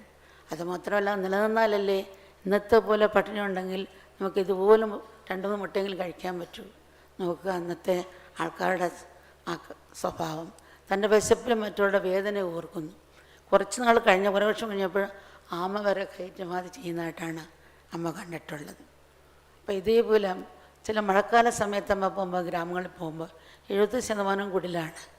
അപ്പോൾ ഒരു വർഷത്തിൽ 250, സാധാരണ ഒരു വീട്ടിൽ 250 സ്ക്വയർ ഫീറ്റ് 50 സ്ക്വയർ ഫീറ്റൊക്കെ ആണ്. മേയണേ 10 രൂപ വേണം. പക്ഷെ അവർക്ക് 10 രൂപ ഇല്ലാത്തതുകൊണ്ട് മേയില്ല. അപ്പം മഴക്കാലത്ത് രാത്രി കാലങ്ങളിൽ കുടയും പിടിച്ച് കുട്ടികളെ ഉറങ്ങാതിരിക്കുന്നതാണ് കണ്ടത്. ഇത് കണ്ടപ്പോൾ എൻ്റെ മനസ്സ് തോന്നി, ലോകത്തെല്ലാവർക്കും ഒരു 2 മുറിയുള്ള വീട് ഒരു നേരത്തെ ഭക്ഷണം കിട്ടിയെങ്കിൽ നാശിച്ചു പോയി. അങ്ങനെ ഇരിക്കുമ്പോൾ ആശ്രമം വന്ന് അപ്പോഴമ്മ ഈ വീട് വയ്ക്കുന്ന കാര്യത്തിനും മറ്റുള്ള വേണ്ടി അവർക്ക് പണം കൊടുത്തു.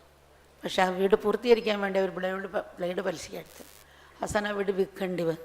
പിന്നെ നമ്മൾ തന്നെ ചെയ്ത് കൊടുക്കാൻ തുടങ്ങി. ചെയ്ത് താക്കോൽ കൊടുത്തപ്പം അത് പൂർത്തീകരിച്ചു. അതങ്ങനെ കൃപ കൊണ്ടിപ്പോഴും മുന്നോട്ട് പോകുന്നുണ്ട്. ഒരു പെൻഷൻ സ്കീം അമ്മ ആരംഭിച്ചു. പിന്നെ ഗവൺമെൻറ് പെൻഷൻ സ്കീം കൊടുക്കാൻ തുടങ്ങി. അങ്ങനെ ഇരിക്കുമ്പോഴാണ് സ്ത്രീകളുടെ കഷ്ടങ്ങൾ പലതും അമ്മ കേട്ടു. ഇതിൽ ഒരെണ്ണം എടുത്തു പറയാം. ഒരു സ്ത്രീ 3 പെൺപിള്ളേരെയും കൊണ്ട് അമ്മ എടുത്ത് വന്നു. എന്നിട്ട് അമ്മ, നിൻ്റെ ഭർത്താവ് എന്നെ വിട്ടിട്ട് വേറെ പുരുഷ സ്ത്രീയും കൊണ്ടുപോയി. 3 പെൺപിള്ളേരാണ്. ഞാൻ എൻ്റെ അമ്മയുടെ നിർത്തിയിട്ട് ഞാൻ അടുത്തുള്ള വീടുകളിലൊക്കെ വിലയ്ക്ക് പോയിട്ട് ആ പണം കൊണ്ടാണ് കുഞ്ഞുങ്ങളെ നോക്കുന്നത്. പക്ഷേ അവർ ഭർത്താവില്ലാത്തതുകൊണ്ട് എന്നെ ചൂഷണം ചെയ്യാൻ തുടങ്ങി. എന്നെ തെരുവിലേക്ക് എത്തിച്ചു. ഇപ്പോൾ 2 ആഴ്ച ഞാൻ വേശ്യവൃത്തി ചെയ്യാൻ പോകും. ആ പണം കൊണ്ടുവന്നാണ് ഈ കുഞ്ഞുങ്ങളെ നോക്കുന്നത്. ഇപ്പം എൻ്റെ അമ്മ മരിച്ചുപോയി. കുഞ്ഞുങ്ങളെ നോക്കാൻ ആരുമില്ല. കുഞ്ഞുങ്ങൾ വളർന്നു കഴിഞ്ഞു. വളർന്നുകൊണ്ട് വരികയാണ്. മരിക്കാമെന്ന് നിശ്ചയിച്ചിരിക്കുമ്പോഴാണ് അമ്മയെപ്പറ്റി പറഞ്ഞു കേട്ടത്. അങ്ങനെയാണ് അമ്മ അടുത്ത് വന്നത്. മരിക്കാൻ തീരുമാനിച്ചിരിക്കുകയാണ്. അപ്പോൾ ഇത് കേട്ട മാത്രമേ കുഞ്ഞുങ്ങളെ മുന്നിൽ നമുക്കൊരു ഗുരുകുലമാണ് ഓഫറിൽ എന്ന് പറയാൻ പറ്റും. 400 കുട്ടികളുടെ സ്ഥാപനമുണ്ട്. അതിലേക്ക് എടുത്ത് ഏൽപ്പിച്ചിട്ട് സ്ത്രീകളുടെ വേണ്ട പദ്ധതികൾ പലതും അവരെ ഉദ്ധരിക്കാൻ വേണ്ടി. കാരണം അന്ന് കല്യാണം കഴിഞ്ഞ 10 പൈസ പോലും അവർക്ക് സഹായിക്കില്ല. അപ്പം അന്ന് പഠിത്തവും ഇല്ല. അപ്പം അങ്ങനെയാണ് അമ്മ. അതിലൊരെണ്ണം അമൃതശ്രീയാണ്. അമൃതശ്രീ എന്ന് പറയുന്ന അമ്മ ഒരു 20 അംഗം വെച്ച് ഓരോ യൂണിറ്റ് ഉണ്ടാക്കി. അങ്ങനെ ഒരു 2.5 ലക്ഷം സ്ത്രീകളെ അങ്ങനെ ഓരോരോ യൂണിറ്റ് ഉണ്ടാക്കി. എല്ലാ വർഷവും 30,000 രൂപ കൊടുക്കും. ഓരോ ഡ്രസ്സും കൊടുക്കും. അവരത് ബാങ്കിലിട്ടിട്ട് ലോൺ എടുത്ത് നമ്മൾ പഠിപ്പിച്ചു കൊടുത്തും അല്ലാത്തതും ചെയ്തിട്ട് അവർ കിട്ടുന്ന ലാഭത്തിൽ നിന്ന് മിച്ചം വെച്ച് അവർ മറ്റുള്ളവർക്ക് വീട് വെച്ച് കൊടുക്കാനും ചികിത്സയ്ക്ക് സഹായം കൊടുക്കാനും പാവത്തുങ്ങളെ കല്യാണം കഴിച്ചു കൊടുക്കാനും തുടങ്ങി. അത് കണ്ടപ്പോൾ എൻ്റെ കണ്ണ് നിറഞ്ഞു പോയി. അപ്പോൾ പണക്കാരായവർ അത്ര കൊണ്ടൊന്നും ചെയ്യുന്നില്ല. ഇവർ പാവത്തുങ്ങൾ അല്പത് കിട്ടിയതിൽ നിന്ന് അതിൽ നിന്നൊരു പങ്ക് വയ്ക്കുന്നത് കണ്ടപ്പോൾ കണ്ണ് നിറഞ്ഞു. അന്ന് പണക്കാരെയും പാവത്തുങ്ങളും കാണാൻ തിരിച്ചറിയാം. ഇന്നത് മറയ്ക്കാൻ വേണ്ടി പലരും പല മാർഗത്തിലേക്ക് പോയി പല രീതിയിലേക്കാകുന്നുണ്ട്. ഒരിക്കൽ നമ്മുടെ യൂണിവേഴ്സിറ്റിയുടെ ഒരു ക്യാമ്പസിലെ മക്കൾ വന്ന് പറഞ്ഞ്, അമ്മ ഞങ്ങൾക്ക് യൂണിഫോം വേണ്ട, ഇഷ്ടമുള്ള വസ്ത്രം ധരിക്കാൻ അമ്മ അനുവദിക്കണം. മക്കളെ, വിദ്യാഭ്യാസ സംസ്കാരത്തിന് വേണ്ടിയുള്ളതല്ലേ. നിങ്ങൾ ഇഷ്ടമുള്ള വസ്ത്രം ധരിച്ചു കഴിഞ്ഞാൽ മറ്റുള്ളവർക്കും അതുപോലെ ധരിക്കാനുണ്ടാകില്ല. അവർക്ക് അവർഷാബോധം വരത്തില്ലേ? ഇല്ലില്ല, ഞങ്ങൾക്ക് യൂണിഫോം വേണ്ട. അപ്പോൾ അമ്മ ജീവിതത്തിൽ ദിവസവും ഭക്തന്മാരുടെ പല ദുഃഖങ്ങൾ കേൾക്കുന്നതാണ്. അതിൽ ചിലത് ഈ കുഞ്ഞുങ്ങളോട് പറഞ്ഞു. ചില അമ്മ പൊട്ടിപ്പൊട്ടി കരഞ്ഞു. എന്താ ചോദിച്ചപ്പോൾ, എൻ്റെ മോൻ ജയിലിൽ കിടക്കുകയാണ്, കോളേജിൽ അയച്ച് മറ്റുള്ള കുട്ടികളെ പോലെ ഡ്രസ്സും മറ്റുള്ളവയും മേടിക്കാൻ വേണ്ടി അവൻ മോട്ടിക്കാൻ പോയി. അങ്ങനെ ഒരു സ്ത്രീയുടെ മാല പൊട്ടിച്ച് സ്ത്രീ പൊട്ടി കരയാൻ തുടങ്ങി. ആ വിളി കേൾക്കാതിരിക്കാൻ വേണ്ടി പൊത്തി. അങ്ങനെ അവർ മരിച്ചു. കൊലക്കുറ്റം ജയിലിൽ കിടക്കുകയാണ്. വേറെ അമ്മ വേറെ അവസ്ഥ പറഞ്ഞു, എൻ്റെ മോൻ ജയിലിൽ കിടക്കുകയാണ്, കഞ്ചാവ് ഇതുപോലെ കോളേജിലെ കുട്ടികളുമായിട്ട് പിടിച്ചു നിൽക്കാൻ വേണ്ടി കഞ്ചാവ് വിൽക്കാൻ പോയി, അങ്ങനെ ജയിലിൽ കിടക്കുകയാണ്. വേറൊരു കുഞ്ഞിനെ കൊണ്ടുവന്ന് എൻ്റെ മോൻ ഡിപ്രഷനാണ്, അവനൊരു കൂട്ടുകാരെ കിട്ടുന്ന, അവൻ പാവപ്പെട്ടവനായതുകൊണ്ട് കൂട്ടുകാരൻ അവർഷബോധമാണ്, മുറിയിൽ തന്നെ ഇരിക്കുകയാണ്. വേറൊരമ്മ പറയുന്നത്, അമ്മ ഞാൻ ലോൺ എടുത്താണ് കുട്ടി അയച്ചത്. ആ ഞായറാഴ്ചയും ശനിയാഴ്ചയും ഒക്കെ ഒരു 3 സ്റ്റാർ 5 സ്റ്റാർ ഹോട്ടലിൽ പോയി ഭക്ഷണം കഴിക്കും. അപ്പോൾ 2000 രൂപ ഒക്കെ വേണം ഊണിന്, 1000 രൂപ. എൻ്റെ മോന് പൈസയ്ക്ക് വേണ്ടി ബഹളം വയ്ക്കും. അപ്പം ബ്ലേഡ് പലിശ എടുത്ത് കൊടുത്തു. അങ്ങനെ കൊടുത്ത് ലോൺ അടയ്ക്കാൻ പറ്റില്ല, ബ്ലേഡ് പലിശ അടയ്ക്കാൻ പറ്റില്ല. അപ്പം വീട് ജപ്തിയായി. അമ്മ മറ്റൊരു വഴിയില്ല, അമ്മ എന്തെങ്കിലും സഹായം ചെയ്യണം. അപ്പം ഇങ്ങനെ ഈ കുട്ടികളോട് അമ്മ തിരിച്ച് ഈ സംഭവങ്ങൾ പറഞ്ഞപ്പോൾ കുഞ്ഞുങ്ങൾ പറഞ്ഞ്, അമ്മ ഞങ്ങൾക്ക് ഇഷ്ടമുള്ള വസ്ത്രം വേണ്ട, യൂണിഫോം മാത്രം മതി എന്ന് പറഞ്ഞു. അപ്പം അങ്ങനെ കുട്ടികളുടെ ആ മാറ്റം ഉണ്ടായി. അപ്പോൾ ഇതുപോലെ ഈ ഏകത്വബോധം നമ്മൾ വന്നാൽ തീർച്ചയായിട്ടും ഇങ്ങനെയൊരു ലോകത്തെ തലമുറയെ നമുക്ക് സൃഷ്ടിക്കേണ്ടി വരത്തില്ല എന്നാണ് പറയും. എല്ലാവരിലും അടങ്ങിയിരിക്കുന്ന ഒരു 100 കുടത്ത് വെള്ളമുണ്ടെങ്കിൽ പകല് സൂര്യൻ്റെ പ്രതിമ 100 കുടത്തിലും കാണും.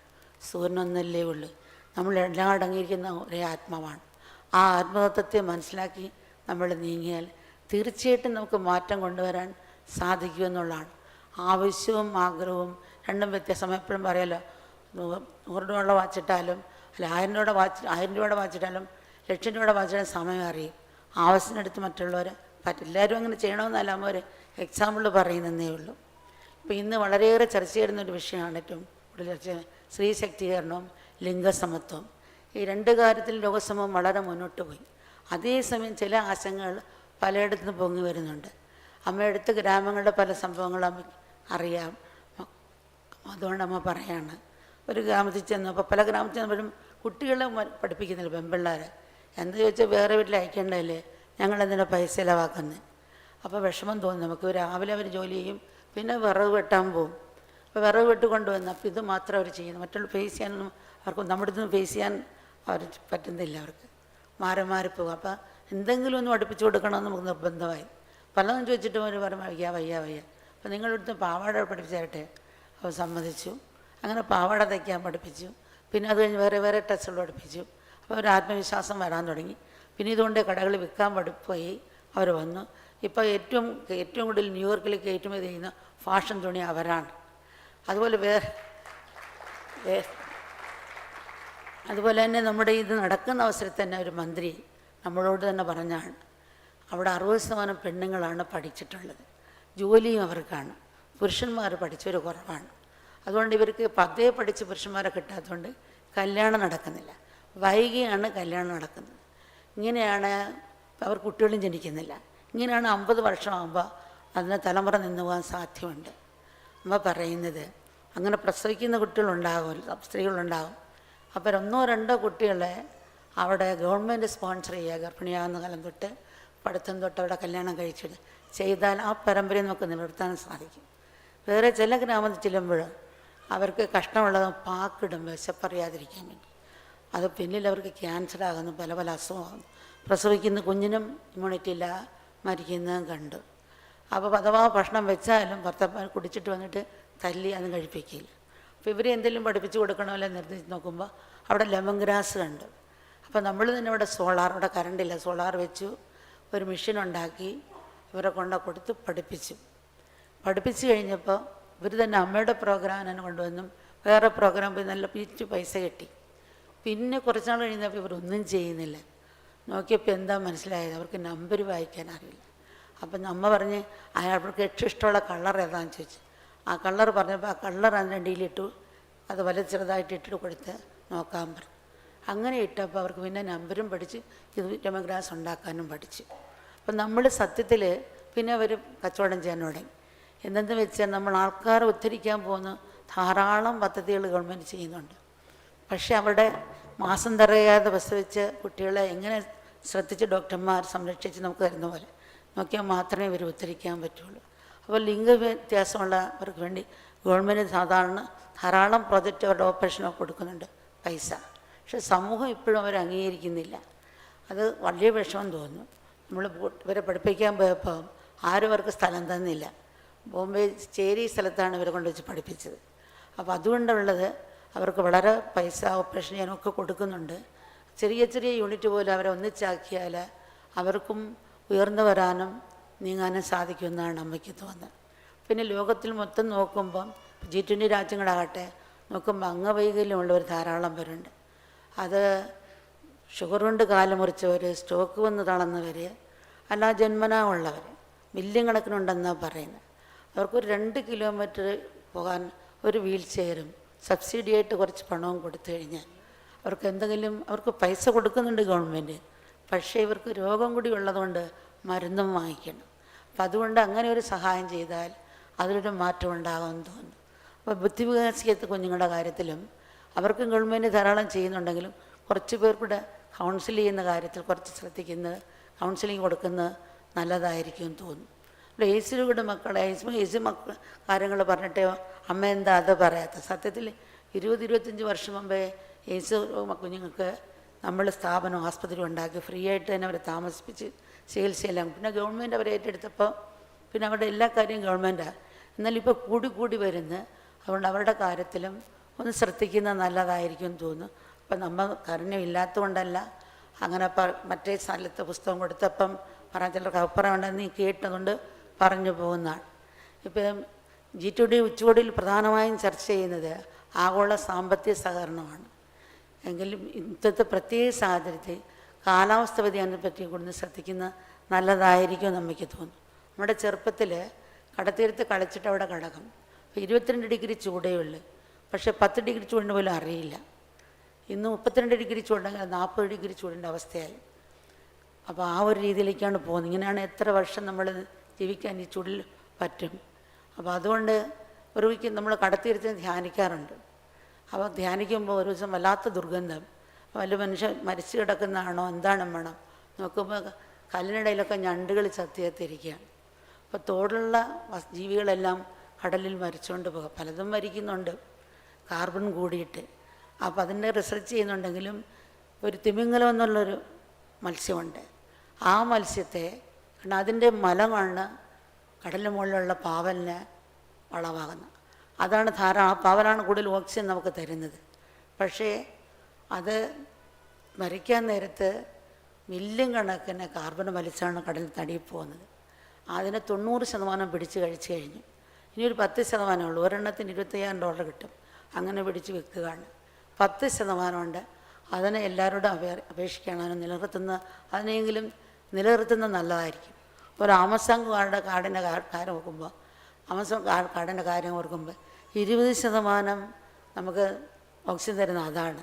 അത് കഷ്ടം കൊണ്ടോ അല്ലാതെ കൊണ്ടോ എന്തൊക്കെയോ കൊണ്ടോ അതിനെ നശിപ്പിച്ചുകൊണ്ട് വരികയാണ്. അപ്പോൾ വികസിത പണമുള്ള രാജ്യങ്ങൾ ഓരോ ഭാഗം സ്പോൺസർ നിർത്തിയിരുന്നാൽ, അതിനെ സ്പോൺസർ ചെയ്താൽ അതിനെ നിലനിർത്താൻ സാധിക്കും. ഇനി ഒരു അപേക്ഷയാണ്. പണ്ട് നമ്മളൊക്കെ എൻ്റെ പൂർവാശ്രമത്തിലുള്ളതെല്ലാം സാധാരണ പ്രകൃതിയുമായി ചേർന്ന് ജീവിച്ചതായിട്ടാണ് എനിക്ക് കാണിച്ചു തന്നത്. ഉദാഹരണത്തിന് എൻ്റെ അമ്മ പറയും, കായൽ നദി ദേവിയാണ്, മൂത്രം ഒഴിക്കൽ തൊപ്പരുത്. കായലിൽ കുളിക്കാൻ പോകുമ്പോൾ തണുപ്പിടുമ്പോൾ മൂത്രം വരും.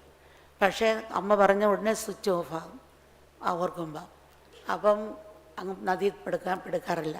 അതുകൊണ്ട് നദിക്കല്ല ഗുണം, കുളിക്കുമ്പോൾ നമുക്കാണ് പിന്നെയും ഗുണം. പിന്നെ കൊടുക്കുന്നതാണ് കിട്ടുന്നതായി. അതുപോലെ രാവിലെ എൻ്റെ അമ്മ എഴുന്നേറ്റിട്ട് മുറ്റത്ത് 3 പ്രാവശ്യം കുനിഞ്ഞ് നമസ്കരിക്കും.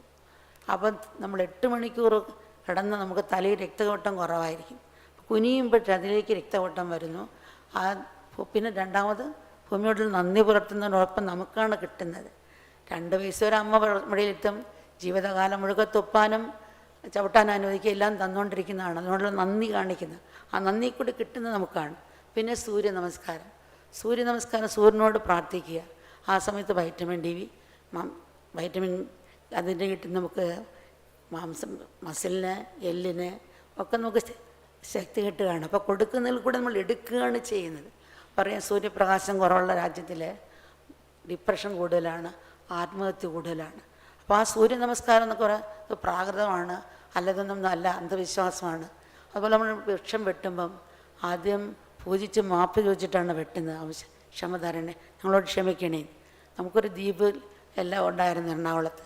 ആളുകൾ വേസ്റ്റ് കൊണ്ടിട്ടാൽ നോക്കുമ്പോൾ മൊത്തം വിഷവളമായിരുന്നു. പിന്നെ നമ്മൾ വൃക്ഷങ്ങൾ വെച്ച് കഴിഞ്ഞപ്പോൾ 4 വർഷം കഴിഞ്ഞ് മണ്ണെടുത്ത് റിസർച്ച് ചെയ്തപ്പോൾ ഒരു പോയിസും ഇല്ല. ഒരു വൃക്ഷത്തിൻ്റെ വേര് എത്ര നമുക്ക് പോയിസം എടുക്കുന്നത്, നമുക്ക് അതുപോലെ തന്നെ നമുക്ക് എത്ര ഓക്സിജൻ തരുന്നുണ്ട് അറിയാം. അപ്പോൾ നമ്മൾ പ്രാകൃതരല്ല, പ്രായോഗികമായിട്ടൊന്ന് പ്രാകൃത ഭക്തി എല്ലാത്തിനെയും നമ്മൾ തേനീച്ച് നോക്കുക. 70% നമുക്ക് പരാഗണം നടത്തുന്നതുകൊണ്ടാണ് ഭക്ഷണം കിട്ടുന്നത്. ഒന്നും നിസ്സാരമല്ല. സ്ഥൂലവും സൂക്ഷ്മമായി അവർ നമ്മളെ സഹായിച്ചുകൊണ്ടിരിക്കുകയാണ്. സൂര്യന് വലുതിയുടെ ആവശ്യമില്ല. ഈശ്വരന് നമ്മുടെ നിന്നും വേണ്ട. നമ്മൾ സൃഷ്ടാവും രണ്ടല്ല. സ്വർണ്ണത്തിലും കമ്മലുമുണ്ട്, കമ്മലും മാലിന്യം സ്വർണ്ണമുണ്ട്. അപ്പോൾ ഈശ്വരൻ, അപ്പം നമ്മൾ അത് മനസ്സിലാക്കി എല്ലാത്തിനെയും ഈശ്വരനായി കണ്ട് സ്നേഹിക്കാൻ സേവിക്കാനാണ് സനാതനം പഠിപ്പിച്ചത്. ഒരു പ്ലെയിൻ്റെ എഞ്ചിൻ കടം പറക്കാൻ പറ്റില്ല, സ്ക്രൂവിലും പറക്കാൻ പറ്റില്ല. അപ്പം സൂര്യൻ വഴിയുടെ ആവശ്യമില്ല. അപ്പോൾ ആ ഒരു ആത്മതത്വമാണ് നമ്മളെ പൂർവ്വർ കാണിച്ചതെന്നും പ്രകൃതിയോട് ഇണങ്ങി പ്രകൃതിയോട് സ്നേഹിച്ചു അതോടൊപ്പം നമ്മൾ എടുക്കുകയും ചെയ്തതായിരുന്നു. അതൊന്നും പ്രാകൃതമല്ല. അതുപോലെ അനുവദം ഏറി വരുന്ന കുടുംബങ്ങളുടെയും തകർച്ച കാണുമ്പം പണ്ട് നമ്മൾ ചാണാനെടുത്ത് കയ്യിലൊരു മുറിവ് തട്ടിയാൽ ചാണാൻ വെച്ചാണ് മുറിവ് പൊറിപ്പിക്കുന്നത്. അതെന്ന് വെച്ചാൽ അന്ന് പശുവിന് കൊടുക്കുന്ന ഭക്ഷണം പ്രകൃതിദത്തമായ ഭക്ഷണമായിരുന്നു. ഇന്ന് പശുവിന് ചാണാൻ തട്ടി നമുക്ക് സെപ്റ്റിക്കാകും. കാരണം ആ പശുവിന് കൊടുക്കുന്നത് ആൻറ്റിബയോട്ടിക്സ്, അസുഖം വരാൻ വേണ്ടി കുടികുടിയിൽ ആൻറ്റിബയോട്ടിക്സ് കൊടുക്കുകയാണ്.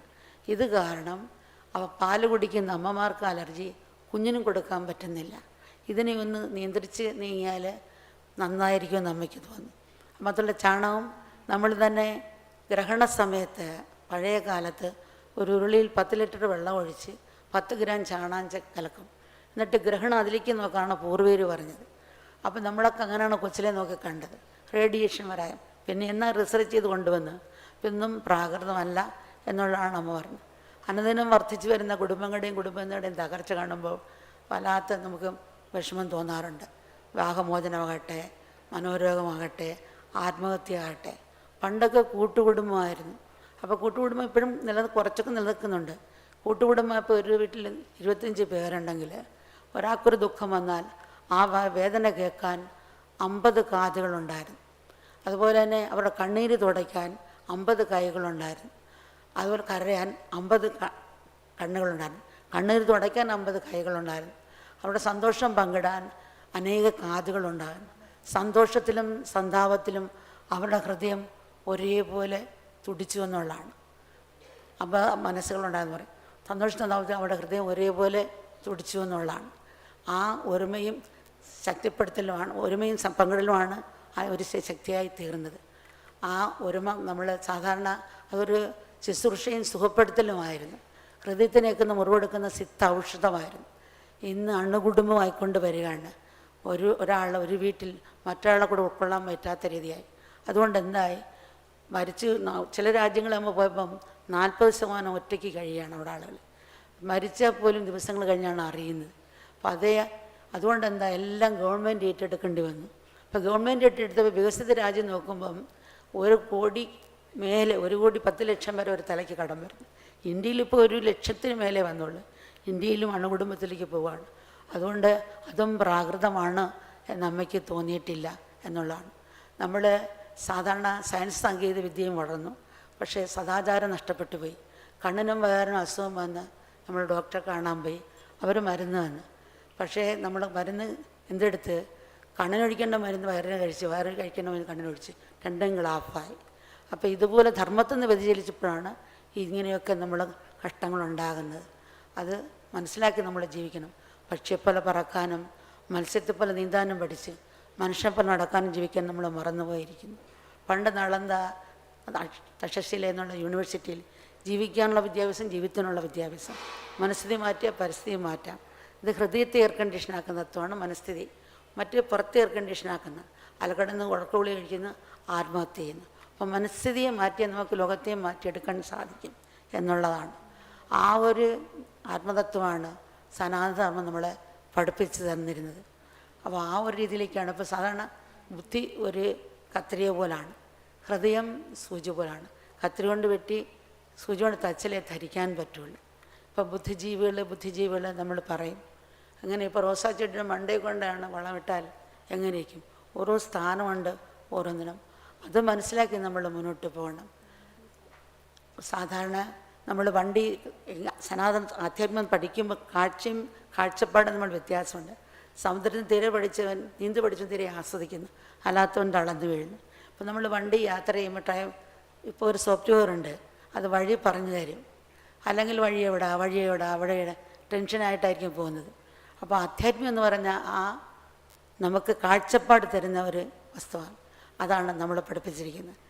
പക്ഷേ അത് അന്ധവിശ്വാസമാണ് എന്ന് പറഞ്ഞ് തള്ളുന്നതിൻ്റെ ഫലമാണ് കൂടുതലും കഷ്ടങ്ങളും ഐക്യമില്ലായ്മയും ഒക്കെ വരുന്ന അമ്മയ്ക്ക് തോന്നുന്നത്. സാധാരണ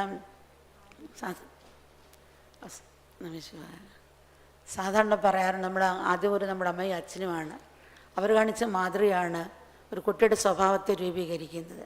കാരണം സാധാരണ പറയും നമ്മൾ ശ്രേഷ്ഠരാകണം, അറിയാ ആരെങ്കിലുമൊക്കെ നമ്മൾ അനുകരിക്കുന്നുണ്ട്. അപ്പം അതുകൊണ്ട് കുട്ടികളിൽ തന്നെ നമ്മൾ ആ കാരുണ്യം പറഞ്ഞു കൊടുത്താൽ ജീവിച്ച് കാണിച്ചാലേ ഒന്നുകൂടെ മനസ്സിലാകും. അത് കൊടുത്താൽ നല്ലതായിരിക്കും. നമ്മുടെ ആശ്രമത്തിൽ ഒരു 150 രാജ്യത്തെ കുഞ്ഞുങ്ങളുണ്ടായിരുന്നു. അവർക്ക് കാരുണ്യത്തെപ്പറ്റി മനസ്സിലാക്കിയ സമയം സംസ്കാരം ഒരു കൾച്ചറെന്ന് പറയും. അത് പല രാജ്യത്തു നിന്ന് പല രീതിയിലുള്ള കുട്ടികൾ ഒന്നിച്ച് ഒരു വളർച്ച പോലെ വന്നവർ. അപ്പോൾ അവർ ചെയ്തത് അമ്മ കാണുകയാണ്. ഒരു ബർത്ത്ഡേക്ക്, വേറൊരു കുട്ടിയുടെ ബർത്ത്ഡേക്ക് താൻ വഴക്കിട്ടിട്ട് മേടിച്ച വസ്ത്രവും പാവയും ആ കുട്ടി കൊണ്ടുവന്ന് തുള്ളിച്ചാടുക. എന്താ നീ ഇത് മേടിക്കാൻ വേണ്ടി മേടിച്ചതല്ലേ, എന്താ കുട്ടിക്ക് കൊടുത്ത്? പറഞ്ഞാൽ അത് അച്ഛനും അമ്മയില്ലാത്ത ഞാൻ ആഗ്രഹം കാണത്തില്ലേ, അവന് മേടിച്ചു കൊടുക്കാൻ ആരുമില്ലല്ലോ, അപ്പം അതുകൊണ്ടാണ് അത് കൊടുത്തത്. അപ്പം എനിക്ക് വിഷമില്ലേ, ഇല്ല മേടിച്ചതിനേക്കാൾ സന്തോഷം തോന്നി അവർക്ക് കൊടുത്തപ്പോൾ. ആ കുഞ്ഞ് കാരുണ്യത്തിൻ്റെ തത്വം പ്രവർത്തിക്കുന്നത് കണ്ടിട്ടാണ് ആ ഒരു മനസ്സുണ്ടായത്. നമ്മളും കോളേജിലിപ്പോൾ അപ്പോൾ കാരുണ്യം വീട്ടിൽ നിന്ന് തുടങ്ങണം, സ്കൂളിൽ നിന്ന് തുടങ്ങണം. സ്കൂളിൽ നിന്ന് തുടങ്ങുകയാണെങ്കിൽ കുഞ്ഞുങ്ങൾ എന്തെങ്കിലും നല്ല പ്രവൃത്തി പ്രോത്സാഹനം കൊടുക്കണം. അങ്ങനെ പ്രോത്സാഹനം കൊടുത്താൽ കുഞ്ഞുങ്ങൾ അതിനു വേണ്ടിയെങ്കിലും തുടങ്ങി അത് സമൂഹത്തിലേക്ക് വികസിച്ചുകൊണ്ട് വരുമെന്നുള്ളതാണ് നമുക്ക്. നമ്മുടെ കോളേജിൽ നിന്ന് നമ്മൾ 2000, 3000, 4000 കുഞ്ഞുങ്ങളെ ദത്തെടുത്ത ഗ്രാമങ്ങളിലൊക്കെ പോകും. അപ്പോൾ കൊണ്ടുപോയപ്പോൾ പല കുഞ്ഞുങ്ങളിലും ആ കോളേജ് കുഞ്ഞുങ്ങൾക്ക് മാറ്റമുണ്ടായി. അവർ ലീവ് എടുത്ത് വന്ന് ഈ ഗ്രാമത്തിൽ പോകാറുണ്ട്. അപ്പോൾ തീർച്ചയായിട്ടും ഈ കാരുണ്യം സ്കൂളുകളിൽ കൊണ്ടുവരണം. ആധ്യാത്മികമായ മൂല്യങ്ങൾ തീർച്ചയായിട്ടും കൊണ്ടുവരേണ്ട ആവശ്യമാണെന്നൊരു അപേക്ഷിക്കുകയാണ്. പിന്നെ സാധാരണ ഇനി അങ്ങോട്ടുള്ള പാഠ്യപദ്ധതിയിൽ വസ്തുത വിടുമെന്ന ഭാരതീയ സങ്കല്പത്തിന് കുറച്ചെങ്കിലും പ്രാധാന്യം നൽകണമെന്നാണ് അമ്മ പറയുന്നത്. നമശിവായ. ഇനി കൂടെ പാഠ്യപദ്ധതിയിൽ വസ്തുത വിടുമെന്ന ഭാരതീയ സങ്കല്പത്തിന് കുറച്ചെങ്കിലും പ്രാധാന്യം നൽകണമെന്നാണ് അമ്മ പറയുന്നത്. സാധാരണ നമ്മുടെ മാനവരാശിയുടെ യാത്രയിലും ചിന്തയിലും കർമ്മത്തിലും ഈ ഏകത്വബോധം അല്പമെങ്കിലും പ്രതിഫലിക്കണം, പ്രാവർത്തികമാക്കണം. അല്ലെങ്കിൽ അത്യാഗ്രഹം അതിൻ്റെ മൂർധന്യാവസ്ഥയിലെത്തി മനുഷ്യവംശത്തിൻ്റെ നിലനിൽപ്പിനെ അപകടത്തിലാക്കും. ആ ദിശയിലേക്കാണ് നമ്മൾ പോകുന്നതെന്നുള്ള ശക്തമായ സൂചനകൾ കുറേ വർഷം കൊണ്ടേ പ്രകൃതി പറഞ്ഞുകൊണ്ടിരിക്കുകയാണ്. പക്ഷേ ഈശ്വരനെയും പ്രകൃതിയും വിളിക്ക് ചെവി കൊടുത്തില്ലെങ്കിൽ ഈ ഭൂമുഖത്ത് നിർത്തിനീക്കുക ജീവിയുടെ കൂട്ടത്തിൽ മനുഷ്യവംശം ഉണ്ടാകും. മഹത്തായ അവസരം ഒരുക്കിത്തന്ന ഭാരത സർക്കാരിനോടും പ്രധാനമന്ത്രി ശ്രീ നരേന്ദ്രമോദിയോടും എൻ്റെ കൃതജ്ഞത രേഖപ്പെടുത്തുന്നു. അതുപോലെ C20 സെക്രട്ടേറിയറ്റുകളോടും മറ്റു ഉദ്യോഗസ്ഥന്മാരോടും ഇതിൻ്റെ വിജയകരമായ പ്രവർത്തന സ്നേഹവും പൂർവ്വം സഹകരിച്ച അവരോടും ഹൃദയത്തിൻ്റെ ഭാഷയിൽ ഞാൻ നന്ദി അറിയിക്കുന്നു. അനവധി ഗവൺമെൻറ്റും സംഘടനകളും സന്നദ്ധ സംഘടനകളും അതുപോലെ സന്നദ്ധകളും ഈ C20 വളരെ തടസ്സമില്ലാതെ സഹകരിച്ചിട്ടുണ്ട്. അവരോടും വിലപ്പെട്ട ഉപദേശം നൽകി ഭാരതത്തിനകത്തുമുള്ള വിദഗ്ധരോടും മറ്റ് സംഘടനയോടും അകമഴിഞ്ഞ കൃതജ്ഞത രേഖപ്പെടുത്തുന്നു. നമ്മുടെ വളർച്ചയും വികാസവും നീതിബോധവും പുറം ലോകത്ത് മാത്രം ഒതുങ്ങാതിരിക്കട്ടെ, നമ്മുടെ ചിന്തയിലും കർമ്മത്തിലും പ്രതിഫലിക്കട്ടെ. മനസ്ഥിതി മാറ്റുന്നതിനൊപ്പം പരിസ്ഥിതിയിൽ നമുക്ക് വരുത്തണം ഉണ്ടാകട്ടെ, അത് പ്രാവർത്തികമാകട്ടെ. അതുപോലെ നമ്മുടെ സംഘർഷങ്ങൾക്കിടയിലും സമാധാനത്തിൻ്റെയും സമരത്തിൻ്റെയും പാത നമുക്ക് കൈവിടാതിരിക്കാൻ കഴിയട്ടെ. ലോകത്തെ ഒരു പുഷ്പമായും ഓരോ രാജ്യത്തെയും ആ പുഷ്പത്തിൻ്റെ എതിരായും കാണാൻ നമുക്ക് കഴിയട്ടെ. അല്ലെങ്കിൽ നമ്മൾ ആ ഒരു ഭാവത്തേക്ക് ഈശ്വരൻ മനുഷ്യനും മറ്റു ജീവിതജലങ്ങൾക്കും കനിഞ്ഞ് നൽകിയ അപൂർവം ഈ വരദാനം വിലമതിക്കാത്തതും അതിമനോഹരവും അത്യുൽപന്നമായ ഈ ലോകപുഷ്പം മങ്ങാതെ വാടാതെ എന്നും എല്ലാവർക്കും സന്തോഷവും സൗന്ദര്യവും സുഖവും നൽകി പരിലസിക്കട്ടെ. അങ്ങനെ വസുദൈവ കുടുംബം എന്ന സ്വപ്നം സാക്ഷാത്കരിക്കാൻ കൃപ നമ്മളെ എല്ലാം അനുഗ്രഹിക്കട്ടെ. നമസ്തേ.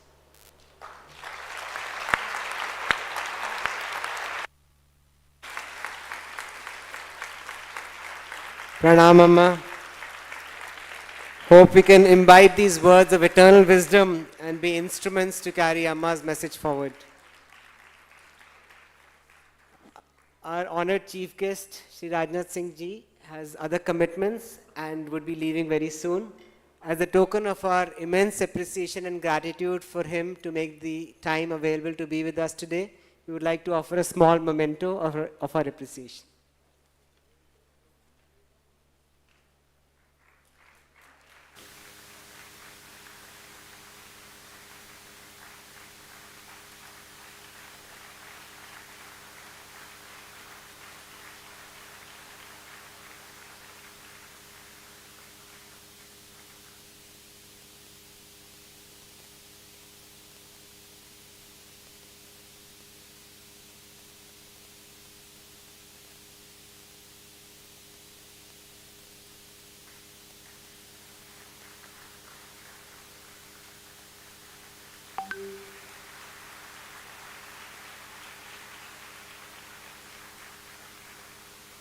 We will continue with the proceedings of the ceremony.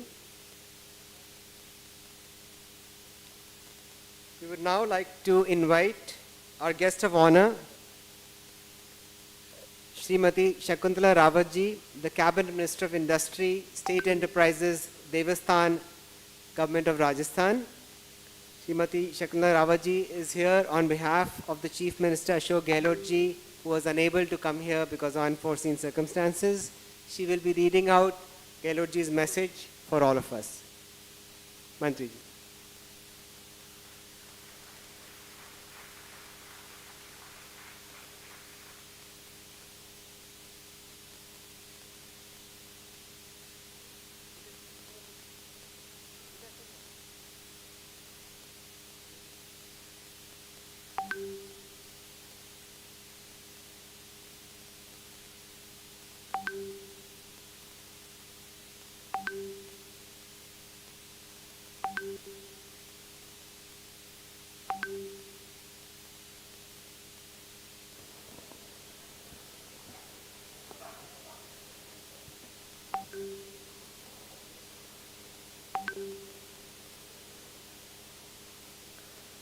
परम सम्माननीय, आज हमारे राजस्थान की पावन धरा पर पधारी हैं C20 चेयर हर हॉलीनेस माता अमृता आनंदमयी देवी अम्मा। इस धरा का सबसे पवित्र नाम अम्मा का है। मैं उन्हें प्रणाम करती हूँ।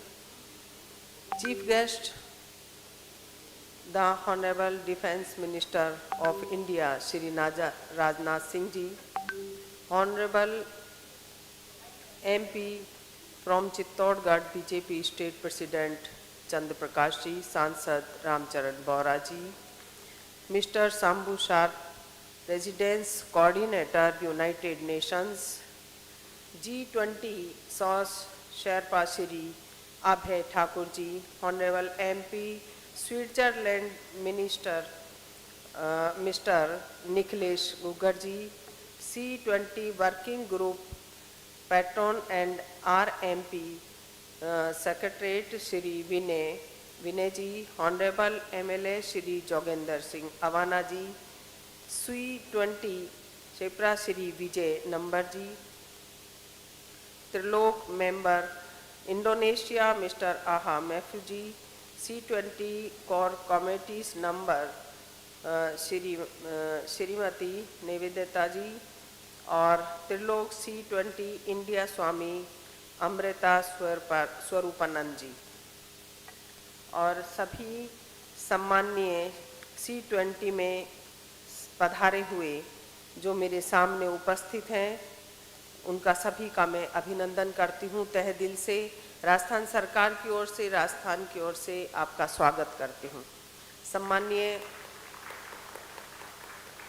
मुख्यमंत्री महोदय ने मैसेज भेजा है कि I am glad now that the Amrita Vishwa and Vidyapeetham is hosting the final C20 summit in Jaipur on July 29, 2023.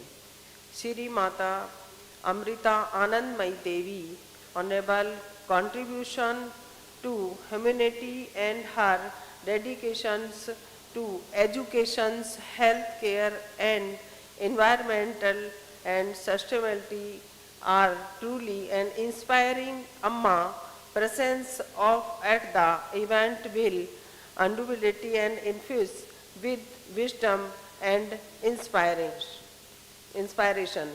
It is matter and pride that Rajasthan has been choice of the host for the event, bringing and together world leaders and policy makers and civil societies and representatives from the G20 nations. I hope that the C20 Civil 20 collaboration on global issues and India educations and to fostering and international and cooperations and sustainable and development, alliance and professionality and with the objective of the C20 summit.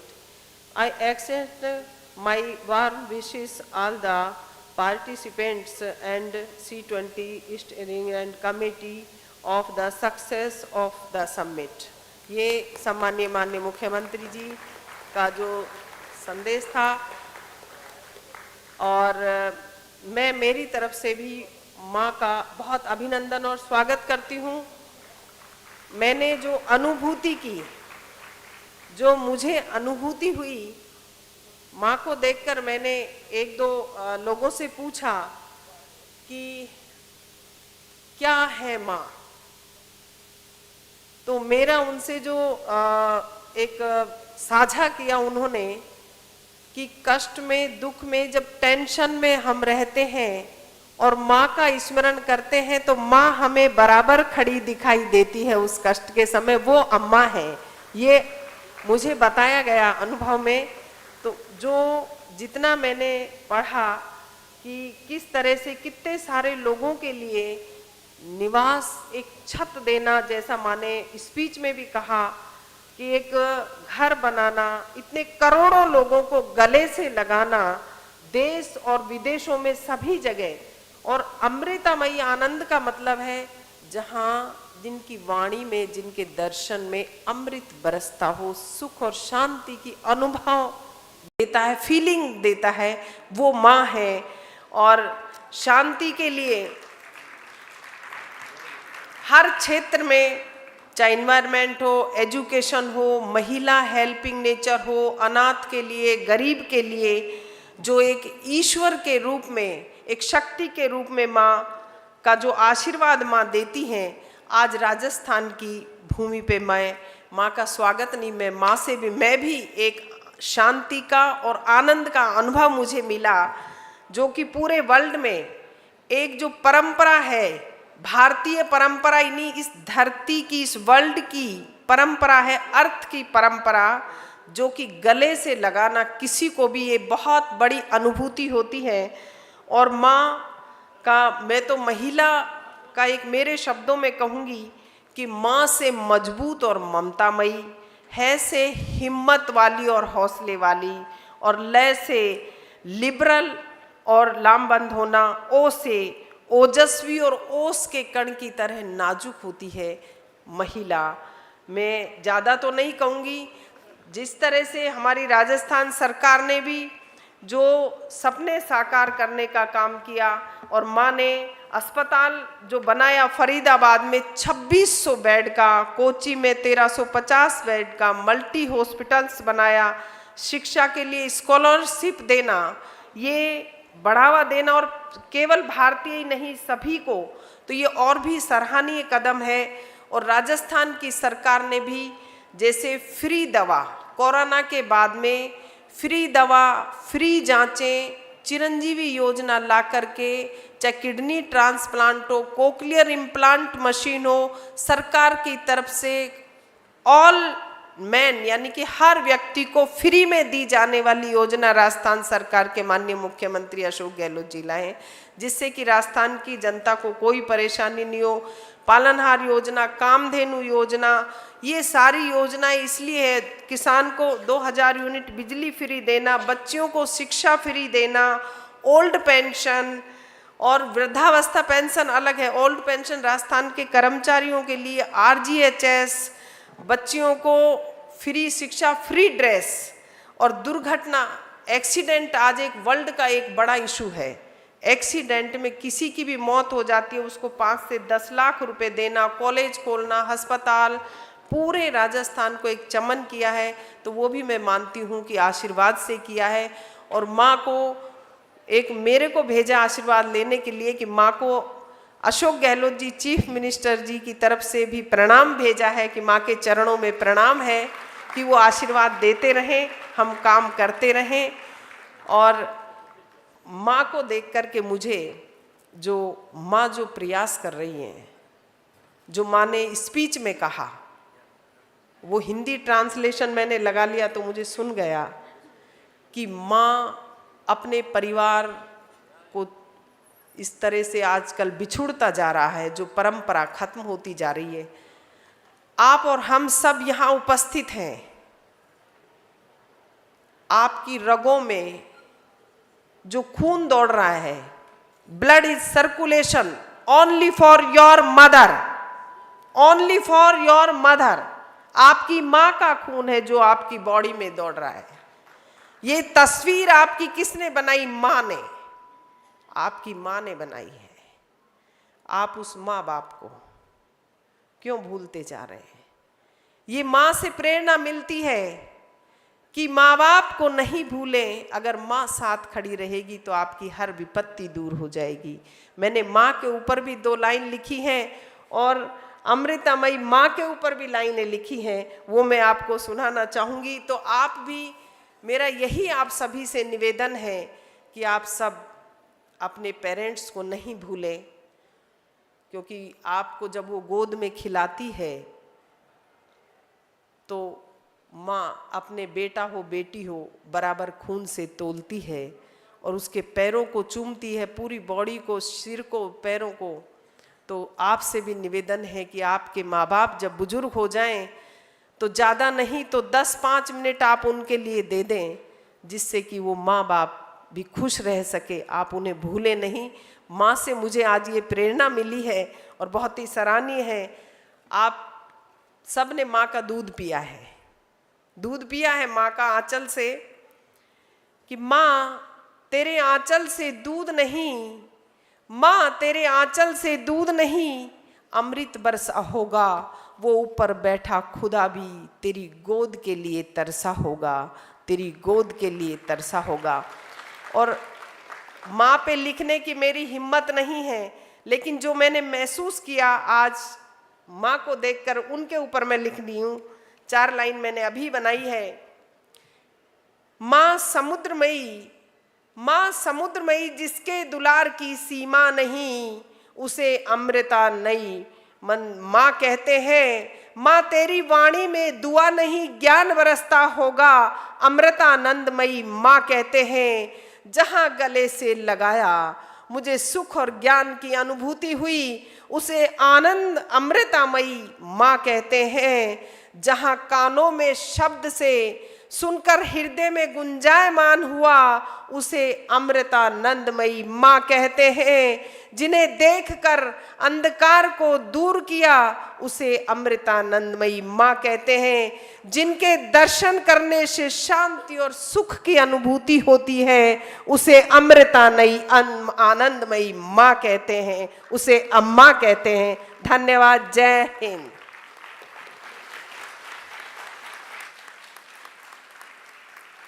मंत्री जी, शकुंतला रावत जी, आपका बहुत बहुत आभार कि आप आए और आपने अशोक गहलोत जी की तरफ से भी उनका मैसेज पढ़ा और अपनी तरफ से भी सभा को संबोधित किया। बहुत बहुत धन्यवाद। The next speaker is our guest speaker, guest of honor speaker, the head of the Satsang Foundation, Shri M, a partnering organization for the C20. Shri M is a spiritual guide, social reformer, educationist, author, and global speaker who has been conferred with the Padma Bhushan in January 2020. To spread the message of peace and harmony, Shri M led the Walk of Hope from Kanyakumari to Kashmir, spanning 15 months and 7,500 kilometers across 11 states of India, touching more than 10 million lives in 2015-16. Under the Satsang Foundation, Shri M has initiated projects for social development, and he has been a keynote speaker invited to many organizations like the World Health Organization, the United Nations, the World Bank, and the Indian Institute of Science, Bangalore. Shri M is also the Chancellor of the Maulana Azad National Urdu University and on the faculty of IIT Delhi. We humbly request Shri M to share his inspiring words with us.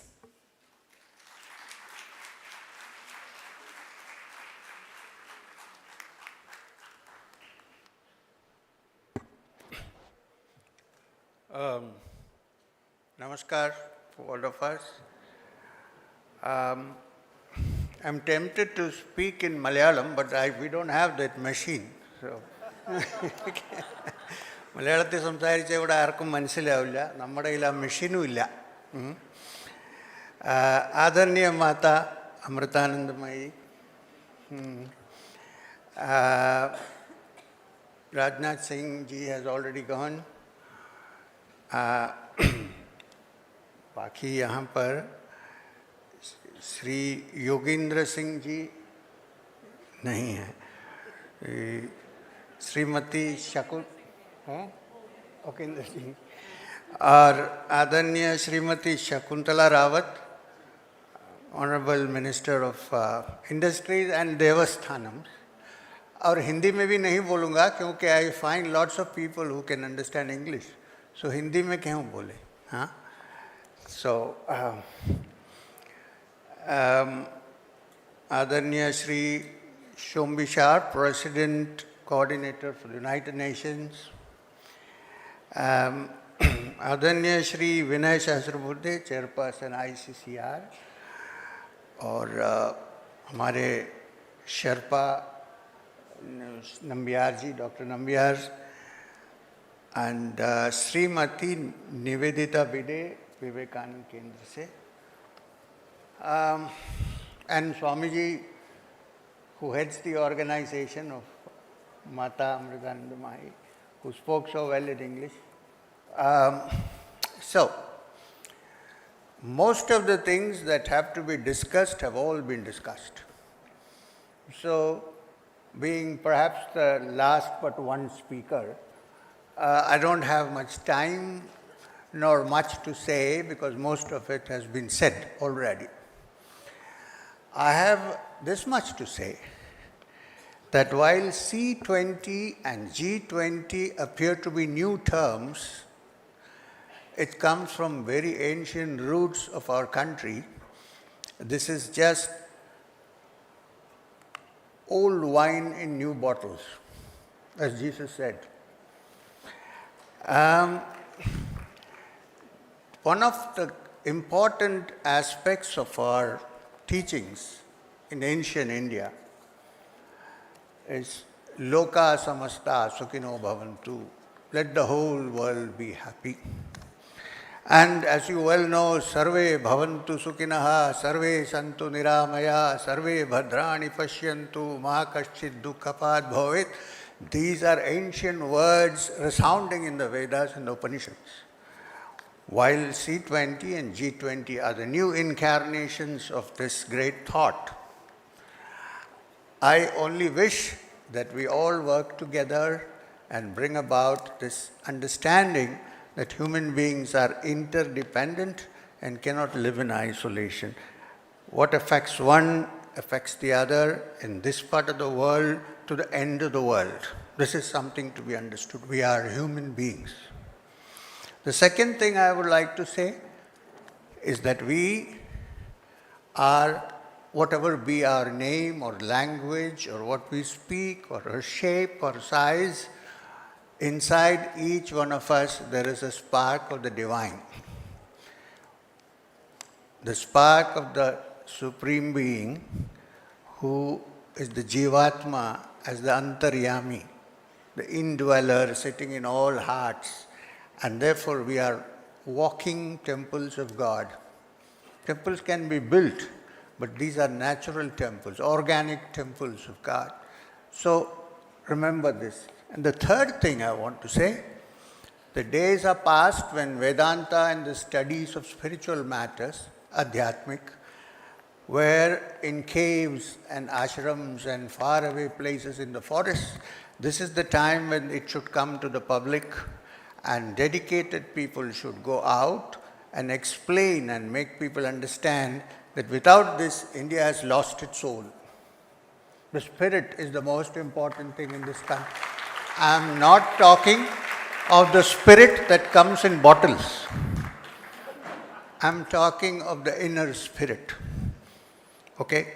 Now, Swami Vivekananda, as you well know, said something very, very interesting and very important, relevant to the society at large today. He said the essence of Vedanta is Atmano Mokshartha Jagat Hitayacha, which means not only understanding the Atman, but also looking after the world, the unfortunate. He called the unfortunate Daridrya Narayana. I heard Amma saying in Malayalam the same thing today. People were wondering why I was not fixing those things. Because I was born in Kerala and I know Malayalam. I don't need this thing. This is why I didn't fix that. I jocularly asked Dr. Nambiar if he wanted one because he also knows Malayalam.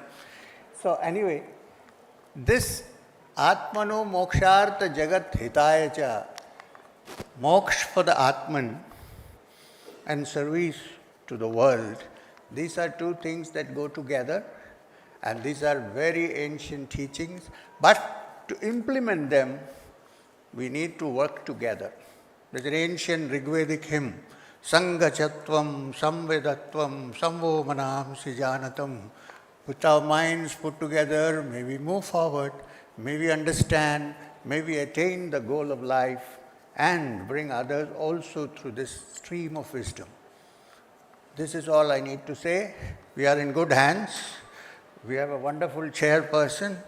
We have so many other people here who are quite interested and hardworking and inspirational to bring this about.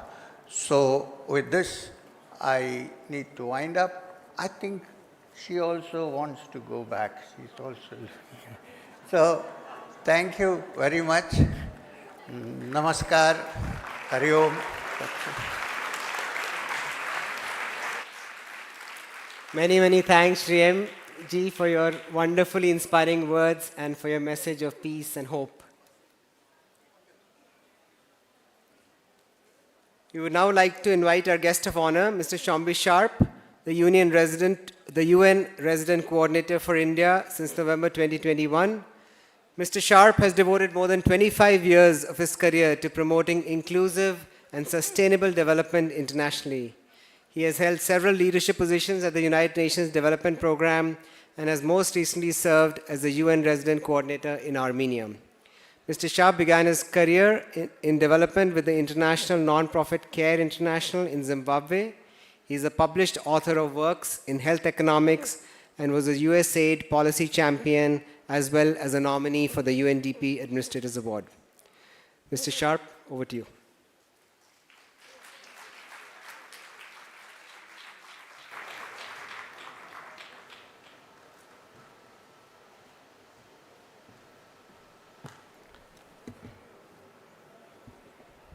Honorable Amma, Chair of the C20 Civil 20, Srimati Shankutala Rawat, Minister of Gujarat, Ambassador Nambiar, of Rajasthan, my mistake.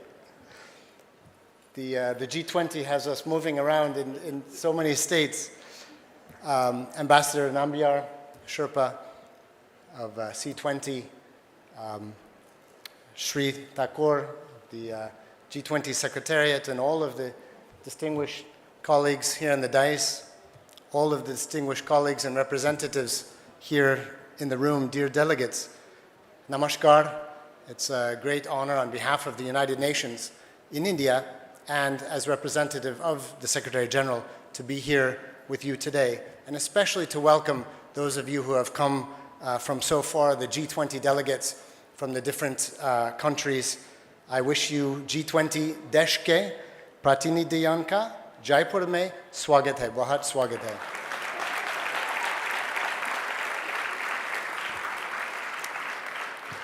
Friends, as we've heard, the earth and the people on the earth are in pain. And now, more than ever, as we are approaching the midway point to 2030, we face a polycrisis that is challenging the abilities of countries, of communities, of households, of families to cope. That is wiping out years of progress in human development towards the Sustainable Development Goals, which remain our collective global path of hope towards peace and prosperity. The Secretary General's annual report this year has found that across many of the Sustainable Development Goals, unfortunately, lights are flashing red. Only 12% of our global goals, of our global aspirations, are on track. Close to half, are somewhat or severely off track. Almost 1/3 have seen no movement at all or are even regressing to below the 2015 starting point. With current trends, almost 600 million people will still be living in extreme poverty by 2030. Only 1/3 of the countries of the world will be able to meet their targets of even just having national poverty levels. The world is seeing levels of hunger that we have not seen for decades. Some 345 million people are now facing acute food insecurities. And as the Honorable Amma has shared with us, the environment, the climate, is reeling from this human war on the environment. This small window that we have is rapidly closing to limit global temperature rises to 1.5 degrees Celsius. In fact, if I'm not mistaken, this is the hottest month we have ever recorded, and the hottest day we have ever recorded came just a week or so ago. Soon, these very hot days that we're experiencing, we will look back on them and remember how cool it used to be. And that's a frightening concept. Microplastics are now found everywhere, from the very depths of the sea to the human womb. As Honorable Amma has reminded us, it's important that we take care of the seas and the whales and all of the creatures. Yet there are important streams of good news and of optimism, and that's why we are here today, responding to the call of humanity. And as the Secretary General has said, we need to rescue the SDGs. First, globally, the world is waking up. The world is coming together, and that is the spirit of this collective. Internationally, in just the past few months, we've seen an historic Montreal Global Biodiversity Framework agreed to protect biodiversity, and a new mandate given by the UN Environmental Assembly for a global treaty on plastic waste. We've seen a brand new High Seas Treaty agreed after a decade of negotiations at the UN, another historic agreement to protect marine life and ecosystems. Another major stream of optimism, one that we are standing in right here, is India. As the world's largest democracy, the fastest growing large economy, with more young minds, the greatest youth generation, more young minds to tap than any country has ever had before, and uniquely positioned to bring peoples together across divides, east-west, north-south, high-income, developing country, you name it. As the Secretary General of the UN said in Mumbai a few months ago when he visited, India is the country that can make the SDGs a reality, as upwards of nearly half of some of the global targets are here in India, and as India increasingly becomes a provider of development solutions for other countries through South-South cooperation and technology transfer. And India's leadership in this space comes from the demonstrated experience of delivering transformational development results at incredible scale for people, lifting hundreds of millions of people out of poverty in recent years and decades, building incredible resilience in food security and against pandemic responses, investing in enormous renewable energy capacity, which has increased 400% in less than a decade. Solar power, 11 times increase in just the last 5 years alone. Digital transformations, financial inclusion, especially for women on the back of digital public infrastructure, climate action leadership, 500 gigawatts of renewable energy pledged, and other important commitments made by Honorable Prime Minister Modi, the Panch Amrit commitments at COP26. The new global initiative, Jan Andolan, lifestyles for environment, mindful consumption and production patterns, promoting women-led development, Nari Shakti, as we've seen, and we've heard so many amazing examples of true Nari Shakti today. Peacekeeping. India has provided more troops and personnel to UN peacekeeping, global peace and security than any other country since the beginning, and the first all-women peacekeeping units as well to boot.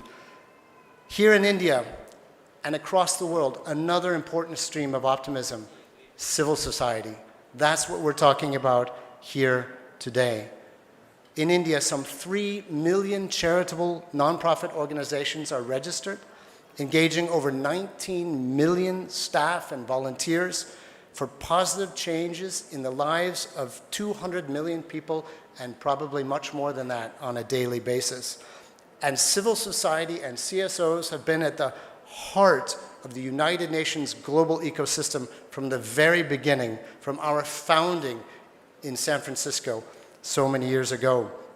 The Secretary General's Our Common Agenda, in fact, recognizes that central role of civil society in bringing together peace and security, the respect for human rights, including gender equality, prevention of violence against women, and all of this is made possible by a dynamic civil society and the important partnership between governments, civil society organizations, and communities, especially in the countries with such rich diversity like India and like those countries of the G20 here today.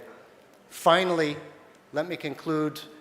The final stream I would like to talk about of optimism is bringing these things together, and that is the G20 and specifically India's presidency of the G20, which has placed the Sustainable Development Goals at the very center of its priority, acceleration. And the timing of India's G20 presidency is incredibly fortuitous, for it coincides with the very stock-taking, the world coming together to assess where are we, where have we gone off track, and how do we get back on track. And in fact, the G20 summit in Delhi will literally handshake a matter of 8 days later with the Global General Assembly SDG Summit in New York, and will bring to that a menu and an acceleration action plan prepared to rejuvenate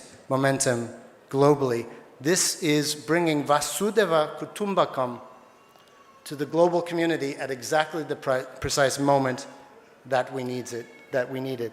So, dear friends, to conclude, let me just share with you, repeat the evolution of an old proverb, and that is, if you want to go wide, go with government.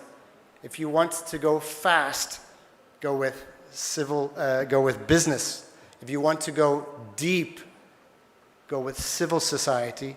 And if you want to go far, you must all go together. साथ है तो संभव है. बहुत बहुत धन्यवाद.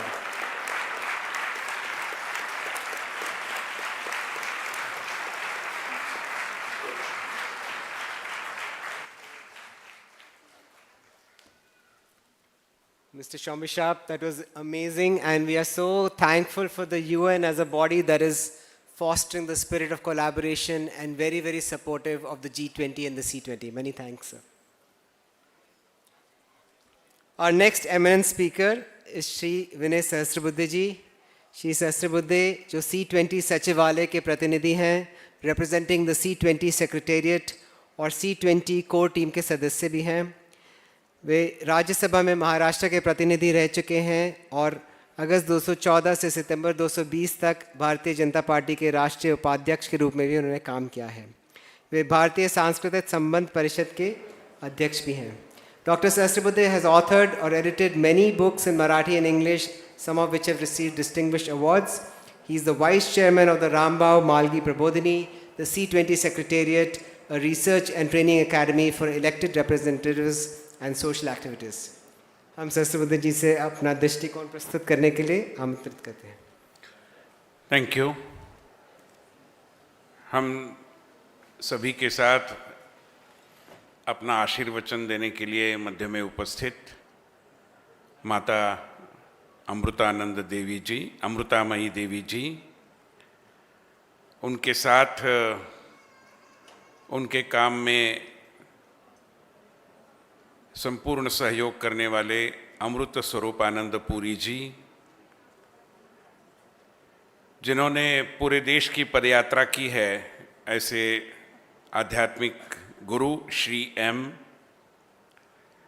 Shri Shombi Sharp, representative of the United Nations, our Sherpa of C20, Shri Vijay Nambiar ji, Nivedita Bhide ji, and delegates coming from different countries and also from India. To be very honest, I don't have much to say here. We are almost at the end of this function. But just wanted to look back and take a stock of the journey which we started in Nagpur in the month of March, and today we are in Jaipur. Jaipur is the city of victory, city of success, and therefore the journey that started rightly at Nagpur of the civil society has to end in Jaipur, and I am sure this is the right culmination point for all of us. Friends, we know that this city of Jaipur is the capital of Rajasthan, which is Dhorari Dharti, which is the land of sand dunes. And in a way, with the blessings of Amma, this journey also started in a way in Kerala, which is again known for our coastal sand, and here we have our desert sand. So there is also a commonality, a connection kind of. Maybe all of us are aware that C20 is not just one engagement group. There are some 11 engagement groups. There is Y20, which is Youth 20, Women 20, there is Think Tank 20, so on and so forth. So what is so unique about Civil 20? What is so special about Civil 20? Civil 20, because all other engagement groups have a Sherpa, a Su-Sherpa, and several others. But the uniqueness of C20 is that we have Amma, we have Mata. Because the motto of G20 is one earth, one family, one future. And when we talk about family, we certainly cannot imagine a family without Amma. And that is the uniqueness of C20, I must say. Because as we have been experiencing all through this journey, that Amma brings with her motherly love, divine enlightenment, and a realization that we have to act on whatever we have been suggesting. And therefore, all these three things, in a way, Amma becomes an embodiment of. We are really very fortunate to have the guidance coming from Amma. And in a land like India, where civil society has played immensely important role, not just today, not just during the modern days, but even in the history. I come from Maharashtra, and this year we are celebrating the 350th year of the coronation of Chhatrapati Shivaji Maharaj. And who were there to support Shivaji Maharaj for his struggle for freedom? They were civil society organizations of that time. Mahatma Gandhi fought for freedom, along with several others, and most of them belonged to civil society organizations. In fact, Gandhi himself was running several civil society organizations, as we are all aware. And as recently as when we were fighting together and facing the challenge of COVID-19, along with the government, It was the civil society organizations which worked shoulder to shoulder and faced the challenge successfully of COVID-19. And therefore, to have civil society gatherings in India as a part of C20 was something very, very natural. As what we realize when we meet again in Brazil in the next year, I'm sure the message for all of us is very loud and clear.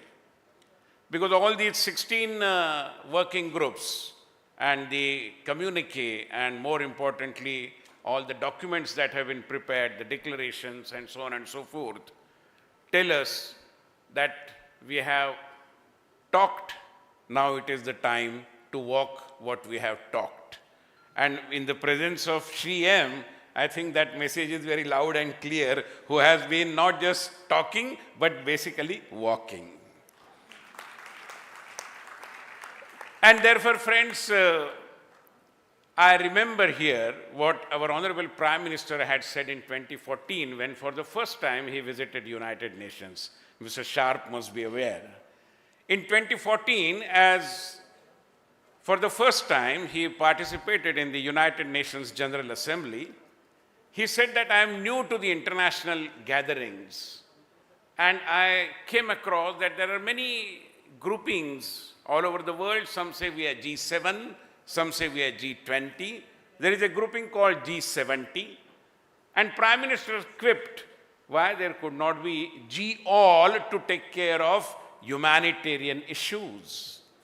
And I think there cannot be any better engagement group than civil society to translate the dream of Prime Minister Modi into reality.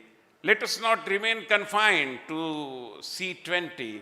Let us also try and move forward under the leadership of Amma to shape the dream of see all into a reality, civil society all. And when we really look forward to that, as I said, especially in the light of several challenges that we are facing in the sector of environment and ecology, it is required that we carry home a message of practicing what we are preaching. And to that end, again, I recall what Prime Minister Modi had said about lifestyle for environment. And there was a very vibrant engagement group with us which worked on it and now has come out with a compendium of practical suggestions to be implemented, which has been named rightly as Acharanam, which is implementation in your conduct. And that Acharanam, I would be humbly requesting Amma to release the compendium Acharanam prepared by Professor Nagesh Bhandari and Gajanan Dange. I would request them, both of them, to come on the dais, present the copy of Acharanam to Amma, and she would be releasing it for the benefit of all of us. Remember, Acharanam tells us about 108 sutras. 108 सूत्र इसमें दिए हैं जो हमें आचरण के लिए बहुत उपयुक्त होंगे. बहुत बहुत धन्यवाद.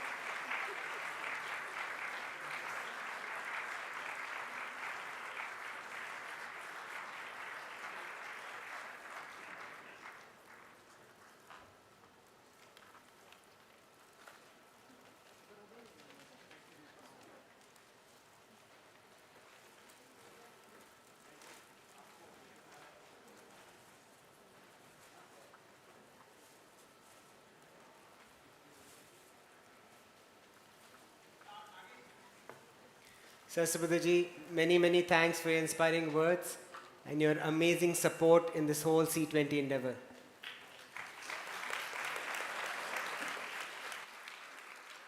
Now I would like to invite Srimati Nivedita Bheri ji, core team member of the C20 India 2023.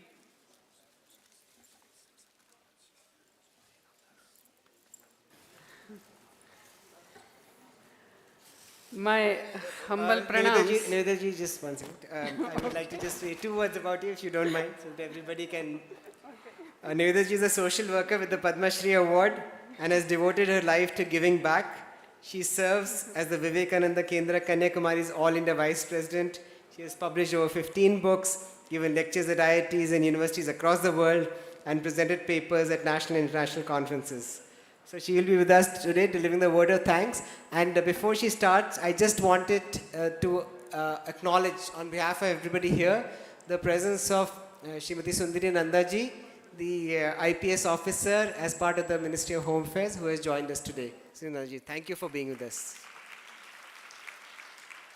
Nivedita, over to you. My humble pranams at the lotus feet of Amma, who is leading us in C20. And pranams to all on the stage and all the dignitaries also off the stage. It has been a great journey for all of us. When we started C20, most of us did not know the word C20.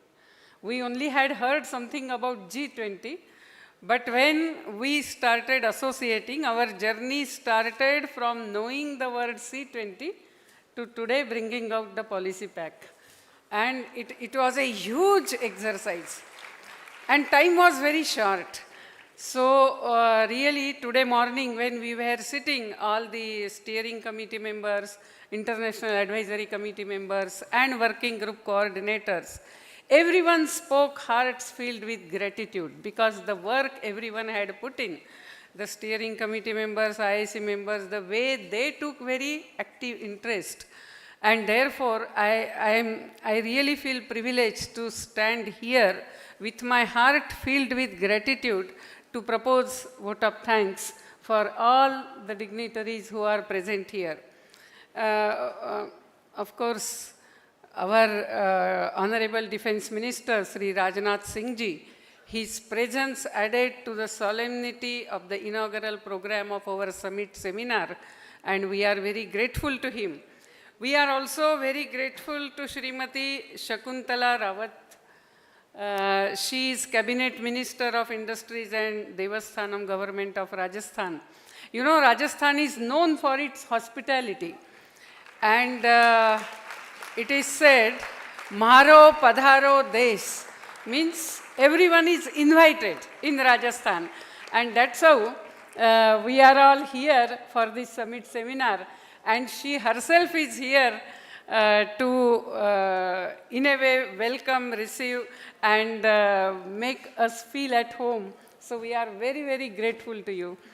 And also for your great poems on Amma as well as Amrutanandamayi Amma. Then my, long back I had read a book written by Shri M. Since he was a small child, many mystics have blessed him. They came to him and blessed him. So starting from many mystics in Himalayas, Mahavatar Babaji and all, so it was a very inspiring book and I was wanting to see him. When he started his walk of hope from Kanyakumari, unfortunately I was not there at that time. So I am so happy that C20 Summit Seminar gave me the opportunity to take his blessings. And we are very, very thankful for him to be with us today. We are also very thankful to have Sri Shombi Sharp, the resident coordinator, United Nations. Today when coming down for the program, we met in the lift and we were telling him that since inception seminar, We wanted you so much to be with us. And God is really kind. What we all desired, He is there with us today in Summit Seminar. So we are really thankful for him to taking out time. He is also speaking to us in other sessions. We are also very, very thankful for Shri Abhay Thakurji, Su-Sherpa of G20. When we started our inception seminar at Nagpur, he was there with us. And later also he had guided many working group coordinators, and we all had sat with him. And we are really very happy that Abhayji, you could be with us in the summit seminar. We are also sure that all our recommendations in policy pack, you will be taking it to its logical conclusion. That's what we expect from you. We are very happy to have Dr. Vinay Sahasrabuddhe. As you know, he is a very scholarly person and has done a lot of work. As a patron of C20 Secretariat, he has guided the process very well. And his very critical interventions and guidance at right time has helped all of us. We are also thankful to Shri Vijay Nambiyarji, our Sherpa for Civil 20 India. You know, his simplicity, though he was ambassador and at UN for many years, his simplicity, his easy accessibility. It was never it happened that I called him and he did not take the phone. And it's not only for me, it's the experience of all of us. So his accessibility and hard work has taken us through whole this process, has helped the process. So we are very, very thankful to Vijayji for being so active all these months. We are also very thankful to Shri Nick Gugger, who is MP from Switzerland, and he is also talking to us in other sessions. So his presence here has added grace to the whole thing.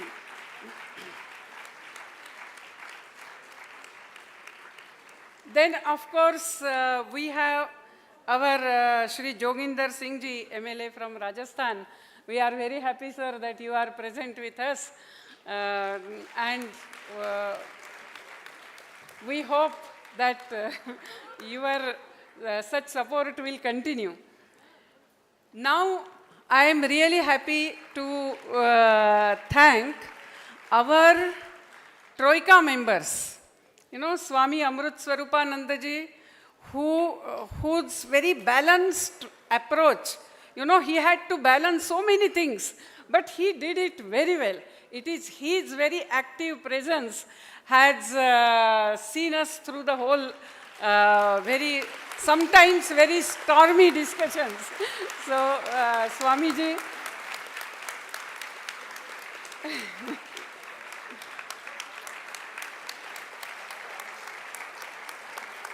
he calls himself as Sevak of Amma, but he has truly represented Amma in all our deliberations.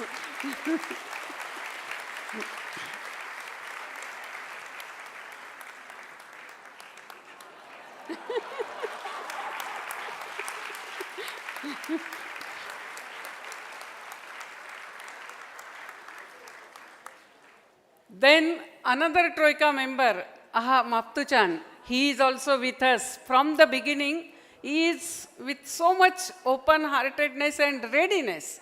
From the beginning, the C20 process, he has helped us. We are so happy that you are with us here.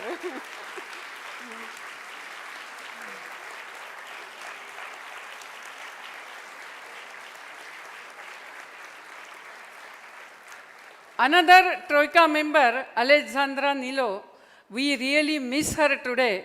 She was very much to come here, but because of some unavoidable circumstances, last 3 days she had to cancel. But her active support in policy pack, you know, some of our steering committee members, they went through all the policy brief. You know, it's all the policy brief means it's almost 300 pages. Earlier it was much more. Slowly it was brought down. And then they gave a lot of suggestions, very frank suggestions. So Alessandro Nilo was very active. She is not here. We miss her, but we communicate our heartfelt gratitude to her. And of course, our steering committee members and international advisory committee members. You know, whenever meeting was there, online meeting, you know, so for some of them, the time is early morning, late night. And even then, all of them, they made it a point to attend the meetings. And they attended, not only attended, very actively attending, guiding the whole process, going through the policy briefs. So we would not have reached here if they would not have given their such time and support to the whole process. So my thanks to all the steering committee and international advisory committee members. Then coming to the working group coordinators, you know, their work was very, very difficult. Just 7 months. And India is such a vast and diverse country. As in the morning meeting, somebody was telling, the number of CSOs in India is perhaps more than the population of many countries in the world. So many CSOs. And involving all of them, reaching out to all of them. And they are diverse background. They have diverse ways to tell. To bring all of them together, to put it in policy brief, not easy. Because afterwards, SC, ISC members will give their opinions. And they had to balance so many things. Because India is a very ancient civilization. It has very specific view on so many matters. And they are not superficial views. They are the experience of so many generations together. And therefore, how to incorporate those ideas in policy brief, but also it should be representative of all the 20 countries. It was a great, great challenge. And I know some of them, they even felt, sometimes it was told, this is becoming too Indian. But too Indian means what? The India is so vast. How do we incorporate everything in just do you know how many words? 2,500 words. That is, each working group must have interacted with more than 1,500, each working group I am telling, 1,500 or at least 1,000 CSOs. And these 1,000 CSOs recommendations to bring in 2,500 words to balance it, that was a very great task. And I know some of them have been working so hard for all these days. So they had to harmonize that. They had to also harmonize, you know, the so many expectations from the CSOs. Because in some of the CSOs, I myself also was present. And very small place in Orissa like Brahmapur, the CSOs had come. They had so many expectations. And we had to harmonize it to bring it, align it with the gaps in implementation of what G20 countries are trying. It was a very great challenge. And really, we are so thankful to them that they have carried the whole process remarkably well. And our heartfelt thanks to all the working group coordinators. Also, so many CSOs are also present here.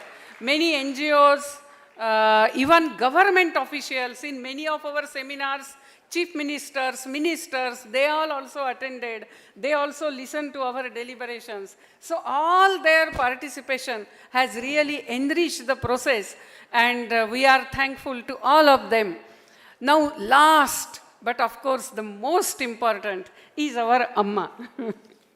It was Amma's grace and blessings which really has helped to sail through in such short time and such action-packed days harmoniously. It happened, it's only because of the Amma's blessings and grace have helped us. I'm not going to say thank you to Amma because we all will like to be ever in gratitude for her. Whatever is there, we would always like to be grateful to you for what support you have been giving and also you will give also in future. So we want you to do that ever. And it is with those words that wishing that our desire that we want to remain in gratitude ever to Amma. I conclude my vote of thanks. Namaste. And I think we must add Nivedita ji, one of our most passionate and wonderful core committee members. So we would really like to appreciate and give our vote of thanks to Nivedita ji for her inspiring words.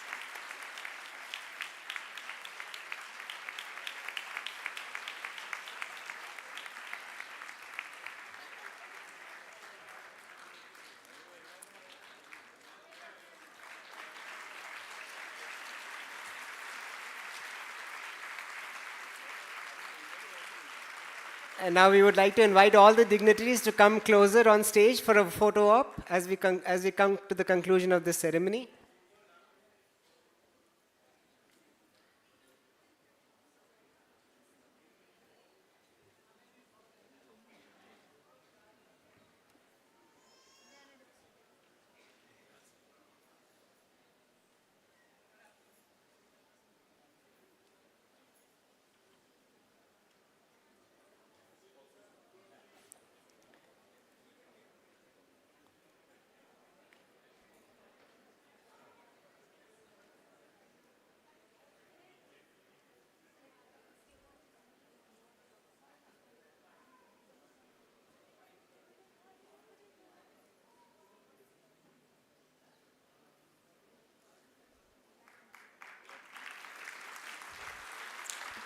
With this, we have come to the conclusion of the inauguration ceremony of the C20 2023 in Jaipur. We look forward to a wonderful 2 more days of action-packed meetings and policy-packed presentations ahead. I would like to request the audience to please remain seated as the dignitaries make their way off stage. Also, a quick announcement. There will be a wonderful cultural program which will start in about 30 minutes in this very hall. So I would like to request everybody, once the dignitaries leave the stage, to please step outside, enjoy some refreshments, and then be back here exactly in 30 minutes for the start of the cultural program. 30 minute बाद यहाँ एक बहुत ही beautiful culture programme होगा, तो आपसे निवेदन है कि आप वापस हॉल में 30 मिनट्स में आइए. ओम नमः शिवाय.